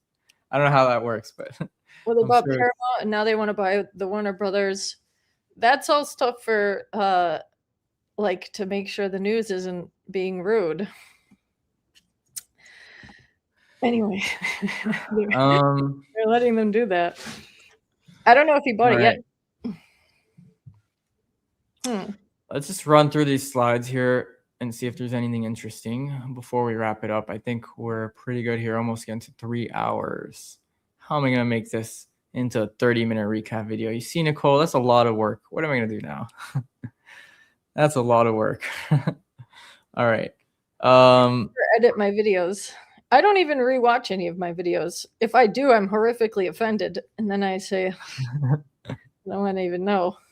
I rewatched my game show just to learn. I rewatch sometimes just to learn and see what I can make better. Because I do want to do that game show again. It was so much fun. Maybe we should totally do a SpaceX one. I'll set that up. Space and connectivity leadership. So they have the infrastructure advantage, larger scale, lower cost per token, more users served, better user experience at scale, right? The more, improved quality of intelligence, the more people use it. It's just a spiraling effect. It gets better and better as it's bigger and bigger. Greater usage monetization, reinvest to scale compute infrastructure. We didn't even talk about compute, how they need 1,000x compute from what we have today. He speaks. You didn't know about that? Compute like data centers? Yeah, we need 1,000 times what we have today. Well, yeah, if they need the robots to be doing all these things. Correct. That's the goal. Yeah, that's what Elon's goal is. And so it's just insane to actually get to that. And the fact that he's trying to and will, I mean, it's just crazy. Like that just speaks of the TAM. And why do we need this much compute, right? If a robot's doing something, right? Like for the robot's brains. If you wash your dishes, you're not using any compute. For the robot to wash dishes, it's probably using more compute than you use all day long, right? For that one task, right? So imagine how much more compute they're going to need for every little task, just to walk here, to pick up this. Forget complex tasks like AI agents are already doing. Just simple tasks needs orders of magnitudes more compute than we have. So, but then they also need the energy. Right, they're gonna solve that problem too. Tesla energy. We just went over it, right? Well, Tesla. Huh? That's not going to be ready though. You have NUAI. They need. It's in my house. They made it. It's out and about. It's ready. It's already out. What do you mean? What is their compute thing? These things. This stores the energy. That's a store. You get the energy from solar. Or they can get it from natural gas underneath the ground and shoot it right up into the data center. They could do so much things. It's so crazy. Okay. Joanna says she's interested in learning more about Neuralink. A lot of interesting stuff there. I will just briefly mention, just like we spoke about Tesla doing that stuff, and now you're saying they need energy. I mean, SpaceX, you're saying they're going to need energy for the compute. Boom, Tesla solves that problem. They have a lot of like interconnectedness, right? We talked about the Boring Company tunneling, right? We talked about them tunneling people through Earth or whatever, right? We spoke about how he uses it to help move the Cybertrucks. It doesn't end there. When we go to the moon, we'll need to put the tunnels, especially like NS said, if we have asteroids hitting the moon, there we go. Problem solved. We live under the moon, or we don't live there, but we put tunnels and build the manufacturing and all the stuff that we need, all the facilities under the moon. Mars is going to need tunnels too. It's literally on the Boring Company's mission statement is to bore Mars. Like that's the goal. Neuralink, right? Chips in our brains. If robots and compute and all this thing is going to grow this much, we're going to need to be able to get on their level. If you can have a chip in your brain and have an army of robots working for you as you communicate with them, wouldn't that be awesome? I think right now the Neuralink is just trying to help like paralyzed people walk and like blind people see and stuff like that. Oh, correct. Yeah, that's fine. That's what all these technologies are for. In the beginning, it's to do like something and prove something, and then it's more, right? Like first, SpaceX started with just proving that they can launch rockets and reuse them. They never spoke about data centers and Starlink in the very beginning, right? Neuralink, they're not going to speak about the plans in 20, 30 years yet. Right now, they're trying to solve, get the basic foundations done, right? Help the people who need it. Afterwards, you get to the enhancements, right? Once you help everyone who need it, once you solve cancer and all this stuff, then you can get into human enhancements. And that's why I also like CRISPR. CRISPR is also going to get into human enhancements, which is a whole nother topic, but we're not going to get into there. I was right. Jonathan is a guy. I don't feel as bad. Okay. I saw that a person could control mouse by just thinking, yes, that is right. They started with monkeys, just like the point earlier. They started with monkeys. Now they're going to people, but they're going to people who have problems. Eventually, when it's all proven and when it can go in us, we'll be able to communicate. Controlling mouse is just one thing, right? But how he explains it is our bandwidth, right? Which I love it. When you're on the phone, your bandwidth is limited by your 2 fingers. When you're on a computer, it's limited by your mouse and your 10 fingers or really 4 fingers typing, even less. I mean, I don't really use all my 8 fingers. I don't really use all my fingers to type, but it doesn't matter. You're limited by the bandwidth of your output. I'd say the fastest output is communication like this, just talking, but you can totally understand better and faster than you can talk. Like I can understand this whole 3-hour conversation could have went in my head in probably 3 minutes. I could have conceptualized and thought of all this, but to actually put the words out there and define what I'm thinking is way, way slower. And so that is kind of the problem he's solving. He's solving that we are too slow for our thinking versus our output. So if we can merge that and have that be on the same level, especially on the same level as AI and robots, that's the Neuralink goal. What other companies does he have? So many, but we talked about the big ones, but yeah.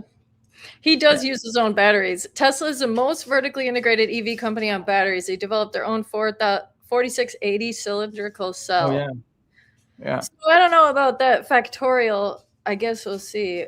Because Factorial is saying that their energy density is 375 WHKG. Nah, all that's bullshit. I don't know anything about Factorial. All I know is the battery industry, just like we spoke about the Florida flooding and all, for years, it's all bullshit and scams. We got the best new battery. We got this. It's 10 times better. The actual, if you look at actually how much batteries have been growing and getting better, it's not as crazy as people think. That's why I don't really fuck with batteries. Progress. It is all scam.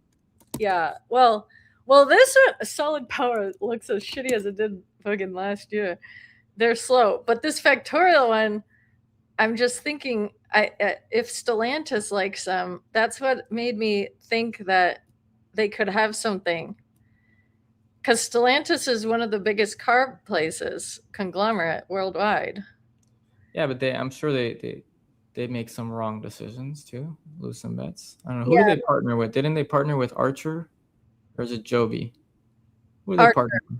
Did they say? Did they cancel that? Archer.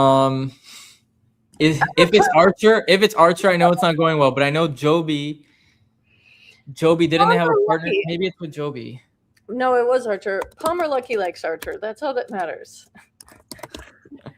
all that matters. No, they're still a primary. They're still doing that. They're still doing. So we'll be able to communicate through to I don't know what you mean there, but yes, we'll be able to communicate like Telepathically. Telepathically, yeah. Matan, I'm not sure about the boring on moon because moon sand is not like Earth sand. Sand is like flour, so it might be a huge problem for boring company drills. Good point. I'm not too sure on the answer exactly, but I do know that obviously that is a problem when you bore anything, even on Earth. But that's the whole concept. When they're boring it, oh, my bad. I think I was wrong in the first time when I said when you bore it, the reason you have to stop is because you take the rocks out. No, they have a way to bore and take the rocks out right now. The problem is when you bore, you have to actually build the walls and patch up so the fucking ground doesn't fall on you. So that's why right now boring, like all companies, work in a slow process. They go, they stop to put the walls up. They go, they push the machine back a little bit and they put the walls up. And then they go. The boring company does it at the same time. While they go, they put the walls up, they take the rocks out. So I don't know what type of material they're going to need for the moon. But I imagine they could do it, especially if it's lightweight like sand. You can, imagine like sticking a straw through sand. You can take out the sand and the straw is not going to collapse itself, right? No. I can only imagine. If we can do it on a harder material than moon sand, I don't think that's a problem, is my point. Bullish on us. So is Crispy in the chat here. I don't know if he's with us anymore. This is a long live stream. I appreciate everyone who is tuned in. Very awesome. Wow, we have 165 people watching. Ons didn't have much news today. You should look at MasterCard and their shift to tokenized transactions stablecoin. Devil.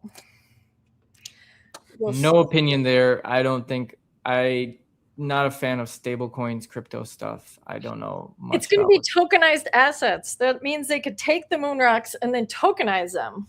That sounds like a scam. That sounds like NFTs or some shit. What does that even mean? Tokenizing moon assets? Well, you could tokenize, like they want to tokenize assets. It's called tokenizing real world assets. So then let's say you had a mine and you wanted to raise money and you were like, I have this much copper in the ground. Like how crypto is backed by nothing, you could have tokenized assets and then they're going to trade on the NYSE 24/7 trading platform. And then people would trade stuff that's backed by actual real world assets, basically. They're saying that's going to replace crypto. But I do agree. First, that you had NFTs and you have crypto, then you have this now. So it sounds like the next big scam. It doesn't make any sense, like what you said. Like I cannot make any sense out of that. Let me see if I can find tokenizing. You can also tokenize like people, like sports. Well, like tokenizing, like they want to tokenize these boxers, and then they want to tokenize like sporting events. You could tokenize like land or water rights. Like it's basically crypto that's backed by like a tangible asset, if that makes sense. No, it just sounds like creating contracts through crypto, like using smart contracts or whatever. Yeah, it's kind of like the next thing after. That's fine to do, but the thing about that is like people are so hype about it, like it's the next big thing. It's just fucking contracts. It's just a better way of doing contracts. Why should that be worth whatever the fuck people are giving these? Crypto is honestly like way beyond me. I don't like it anymore. I was invested, but I don't like it either. I wasn't invested in it, but yeah, I agree. I think this will replace it. I just want default. I think it's really simple. No one can explain the fucking model. Like, how do those things work? Here, we went through this for 3 hours, right? But, I could explain you in 1 minute what is the SpaceX business model. They launch things. The things they launch are things that can make a shit ton of money, and the ROI makes sense, right? That's it. Basically, that's the story, right? They could launch $500 million rocket that will make them $5 billion in 5 years. the ROI makes sense, you know, and that's just internet, right? Get to compute, get to space hospitals, asteroid mining, moon, Mars. I mean, what else is there? I can't think of it, right? It's like thinking of crypto when the internet started, right? Who the fuck thought of crypto when the internet started? Crypto was only Epstein. possible because of the internet. Epstein invented crypto. Wait a minute. What are they I saying? never heard that. Yeah, that's in those. I think he's Satoshi. That's crazy. No, honestly, I don't know who it would be, but if I had to guess, Hal Finney is the one that makes most sense. Do you know about Hal Finney? No. No. He's the first person to receive a Bitcoin. And if you know anything about creating anything, you usually test something doing it with yourself, right? Like I create something with users. I'm the first user. I see. Yeah. First person to receive. The same time that Satoshi stopped communicating was the same time that Hal Finney not passed away. He froze himself, cryogenic freezing thing, to come back to life one day. Oh. And it was the same time the communication stopped. It makes a lot of sense. Look into it. Hal Finney is very interesting. Probably him. They're saying that SpaceX shares will be trading on Solana the same day the company is expected to list on NASDAQ. A tokenization infrastructure provider, the Backpack Securities, a regulated broker, tokenized version of the stock called SpaceX. What's a tokenized version of SpaceX then? Sounds like a fucking scam. Just buy the real thing. Why would people buy that shit? That's like buying MicroStrategy instead of Bitcoin. Well, sort of. The firm's eligible shares can be converted back into tokens, creating a bridge from traditional brokerage accounts and blockchain-based markets. I really don't exactly know what it's going to be, but yeah. I mean, in every single thing, people will end up getting taken advantage of. Maybe this will be better. Probably not. NS, I'm not too sure what moon sand is like, and if it will be a problem for the Boring Company. But you know what? Let's say you are right, and the Boring Company cannot make fucking tunnels in the moon. We still have the entire Earth and all of Mars, and it's only and the point of it all is only a $6 billion company. Like it's a small company. Like if I mean, you know, Elon and his companies, he doesn't solve billion-dollar problems. He goes after fucking trillion-dollar problems. So, like, of all of Elon's companies, that's one that I see a lot of potential in getting a lot of money because it's actually very small versus these other ones, which I obviously see a 10x in SpaceX. But if you want a really, really big, gain, 100x, hard to vision that here. Although I do think SpaceX is the only company in the $1 trillion market caps that can 100x, which is crazy to say. I know that's insane because $100 trillion is the world economy, world GDP. But like we said earlier, that only grows, right? The world GDP was 50 trillion or so back, who knows, 10, 20 years. It only grows. But obviously, we're not talking about now. We're talking about in 20, 30, and 50 years when I'm old. Anyways, we'll move on from moon sand. Government selling gold at all-time high and now has more Bitcoin in half. Now transaction will be done through blockchain. You know what? If that is true, that is interesting. And maybe that is just a way to get rid of crypto.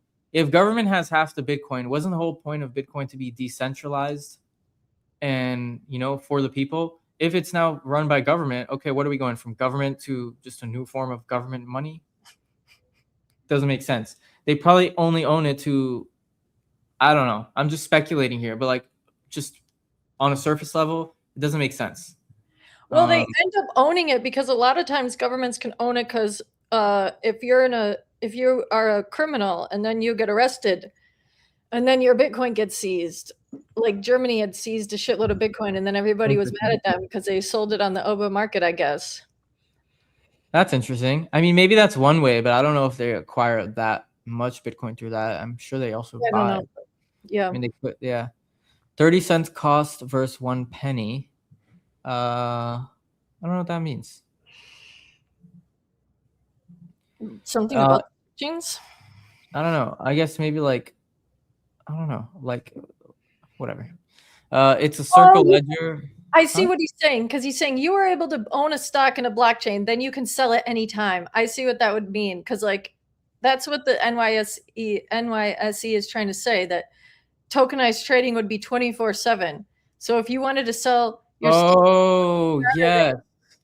Oh, and that's why I would invest in Robinhood, not fucking whatever crypto. you can sell Robinhood on a Sunday and get your share. No, but Robinhood's Vlad, the CEO, has announced that he wants to tokenize, that you will be able to do that 24/7. I think they're starting in Europe. Maybe you could already in Europe.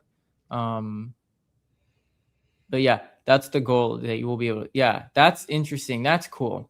See, that's real though. That's not fake bullshit like crypto. That's real trading, real assets. Yeah, that's why I think it'll do well. Brokerage is now going to have 24 hours. Yep. It's a circle ledger in which all nodes record all transactions. Yep. It just. If only Devault can do it. My only problem with it is like, who runs it? Who controls and regulates the ledgers and transactions or whatnot, right? There needs to be some sort of governing body. The NYSE. Yeah, well, no, the SEC, I mean, I don't know, but it can't, if everything is truly decentralized on the blockchain and you can't track anything, I mean, it's just not going to be they're not going to allow that. Just like you said, with drug deals and all that, like you can't. The SEC is going to do it. Yeah, it says the Securities and Exchange regulates tokenized securities. They ensure that they're complying. And then the CFTC, the Commodity Futures, and then regular banking. I'm sure he has a Clarity Act coming out at some point. I guess that'll give us some clarity. NS, regarding what you're saying, I don't know what I don't know. And you know what? I would love if you can DM me. Maybe if you're not camera shy, I would love to have you on a stream sometime. Maybe we could chat more about this. Yeah, I don't know much about the moon dust stuff and asteroids hitting the moon, and all of your interesting points you brought up, actually. So would love to chit chat about that. Military is a node on Bitcoin blockchain. Yes, government has significantly amounts of Bitcoin. You can track everything on blockchain. Yes, you can. But it's not easy. And I don't know, you need systems. You need AI making sure it's good. I don't know. Let's see. Let's see what happens with all the crypto stuff. And, quantum might be able to break that, and that might all go to shit. So, but putting crypto aside, really, I like to invest in real companies now, like SpaceX and Hover or whatever. But yeah, I think I've spoken enough about what I believe with this company. I'm happy I got my 9 shares. I will be holding. I don't think I'm going to sell today unless this really shoots up to like over 200 maybe, but I think I'm just going to hold and see where this thing goes. All right, we're over 3 hours, Nicole. I think that's a wrap. Okay. What's new? Anything you want to share? People should follow. Any stuff you got going on soon? No, not really. Okay. You want to give some quick tickers that you talk about if anyone's listening, if they're interested, why to follow you? What tickers do you talk about? Give them some. Well, right now my tickers aren't doing the best. At this point in time, you would have Humacyte, of course, which Humacyte's waiting from a deal from Israel and the Saudis and the Department of War for their bioengineered veins. And then their kidney dialysis thing came out. But when they put out their kidney dialysis data, they also diluted, which is normal for a developing biotech. And then we also have my other one is Nubaru, which is a laser one. And I'm waiting on them to acquire Techni. But it had to be approved because Techni is an Italian company. So once that gets approved, Nibiru will be re-rated. And also Nibiru is working with Maddox Defense, and they have these container pods that will do additive manufacturing right on a battlefield. That's about it. And then Mavis is what I'm looking at, because China, where the Department of Defense is banning, or the Department of War is blacklisted a Chinese LiDAR company. So Microvision does LiDAR, like Oust, which Oust is a good one too. And Microvision just did a deal, an agreement for next generation autonomous hauling solutions. And it says they said they're collaborating with the world's leading manufacturer of construction and mining equipment on the development and integration of Microvision's LiDAR and perception technologies. So I think the company is Caterpillar. Because what else would be the world's leading manufacturer of construction and mining equipment besides Caterpillar? John Deere? Is John Deere mining? I don't know about that, but they do kind of the similar stuff to Caterpillar. Well, that would be good too. John Deere's equally as good. So I think that this Mavis could have a big potential. Of course, July 10th, because if you look at Mavis, they look like toilet water right now. But they're voting for on July 10th, they're going to vote on if they're going to reverse split. So that's definitely something to be mindful about with Microvision. But I think people are really underestimating the fact that they have this deal, a master development agreement with the world's leading manufacturer of construction and mining equipment. So I think Mavis could be interesting for LiDAR shit, because LiDAR companies have not done the best. But with the advancement of autonomous robots and drones and all these things, they need the LiDAR sensors as basically their eyes. So that's what I was. Cool. Wait a minute. Does he still do autonomous trucks, or did he scrap his autonomous truck thing? Cool. Elon? No, they're doing it. They're doing the semi trucks. Yeah. Still? Oh, because Yeah. I like Aurora. I'm very bullish on autonomous trucks. I don't know too much about Aurora, but I just wouldn't bet against Elon. So It's not a matter of betting against. I think that his aren't ready yet, though, but that no one's going to drive in the future. In the next 10, 15 years, I don't think people will be driving. I think it's really, and in the next 5 years, I don't think people will be driving. I don't think there'll be any truck drivers anymore. I really don't. So, it's amazing that people are finally realizing. I've been saying this for like 10 years, since 2015. Specifically, this administration is super bullish on autonomous trucks. They're going to ban driving. I remember when I first said that to friends and people, and everyone thought I was crazy. Like, there's no way driving will be banned. I'm like, yes. It's just like horses. You can't take a horse out on the freaking highway or something. But you can ride them around for fun.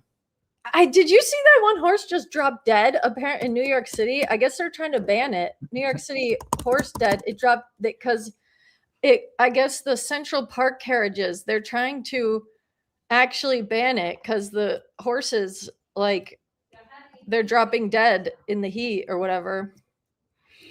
It was pretty sad. I don't think they'll ban driving. I just think people just will collectively stop getting their driver's license, and then it'll just happen naturally.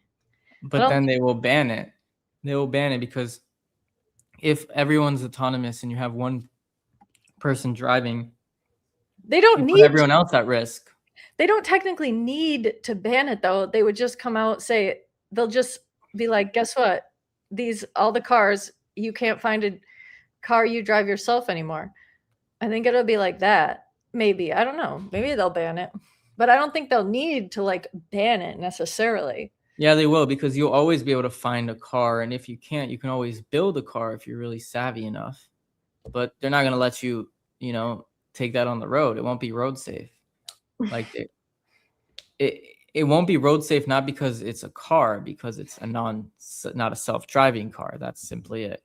Maybe eventually. Yeah, maybe. Eventually. I don't know when, but eventually. It's pretty inevitable. I think they'll phase out truck drivers, and then that'll be a big tell on if they're going to be able to phase out human drivers. We'll see. But Uber has a good thing, because Uber does their Uber Teen, where teens can go and get a Waymo or whatever.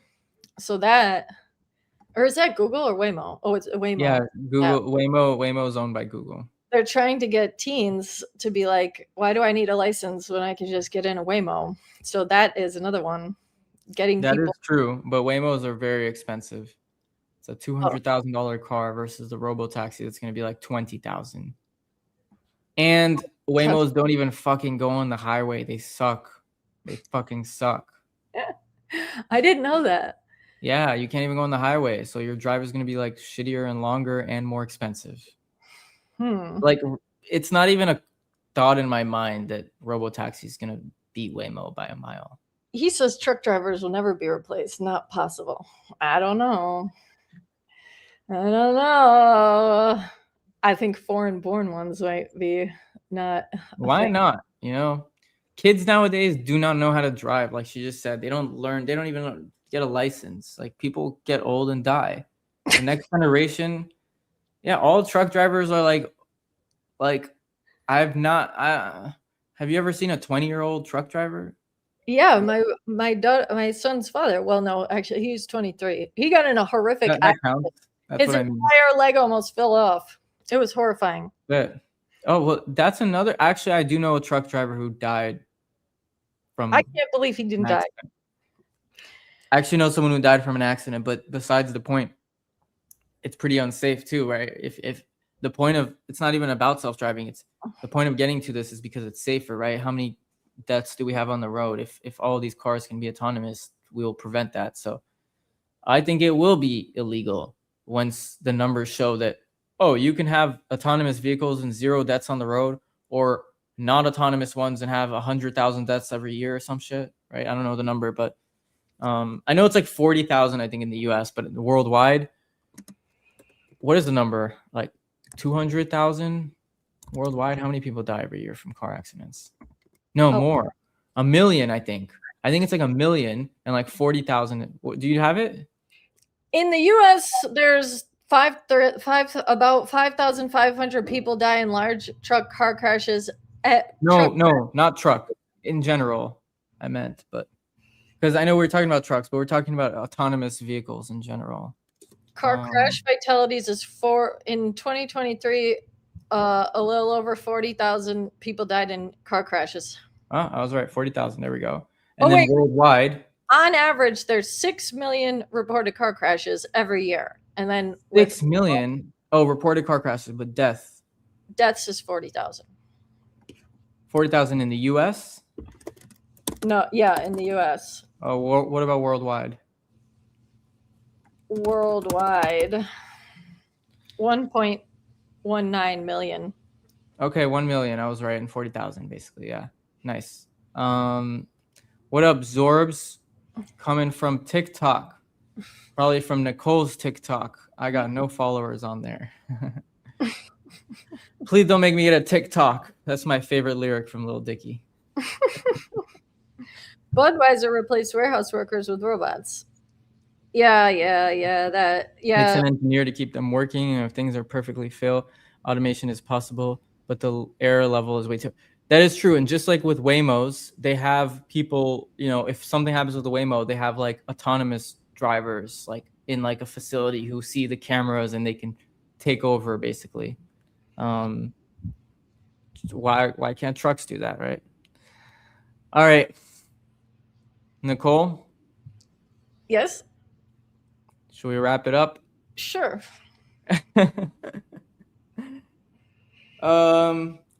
All right, really, everyone who's watching, like, this was the biggest live stream ever. I don't know how we got to 164. The number is not even moving. I don't know if this is a glitch. Like, people are not tuning in and out. It's crazy. We've been consistently at over 160 people this whole time.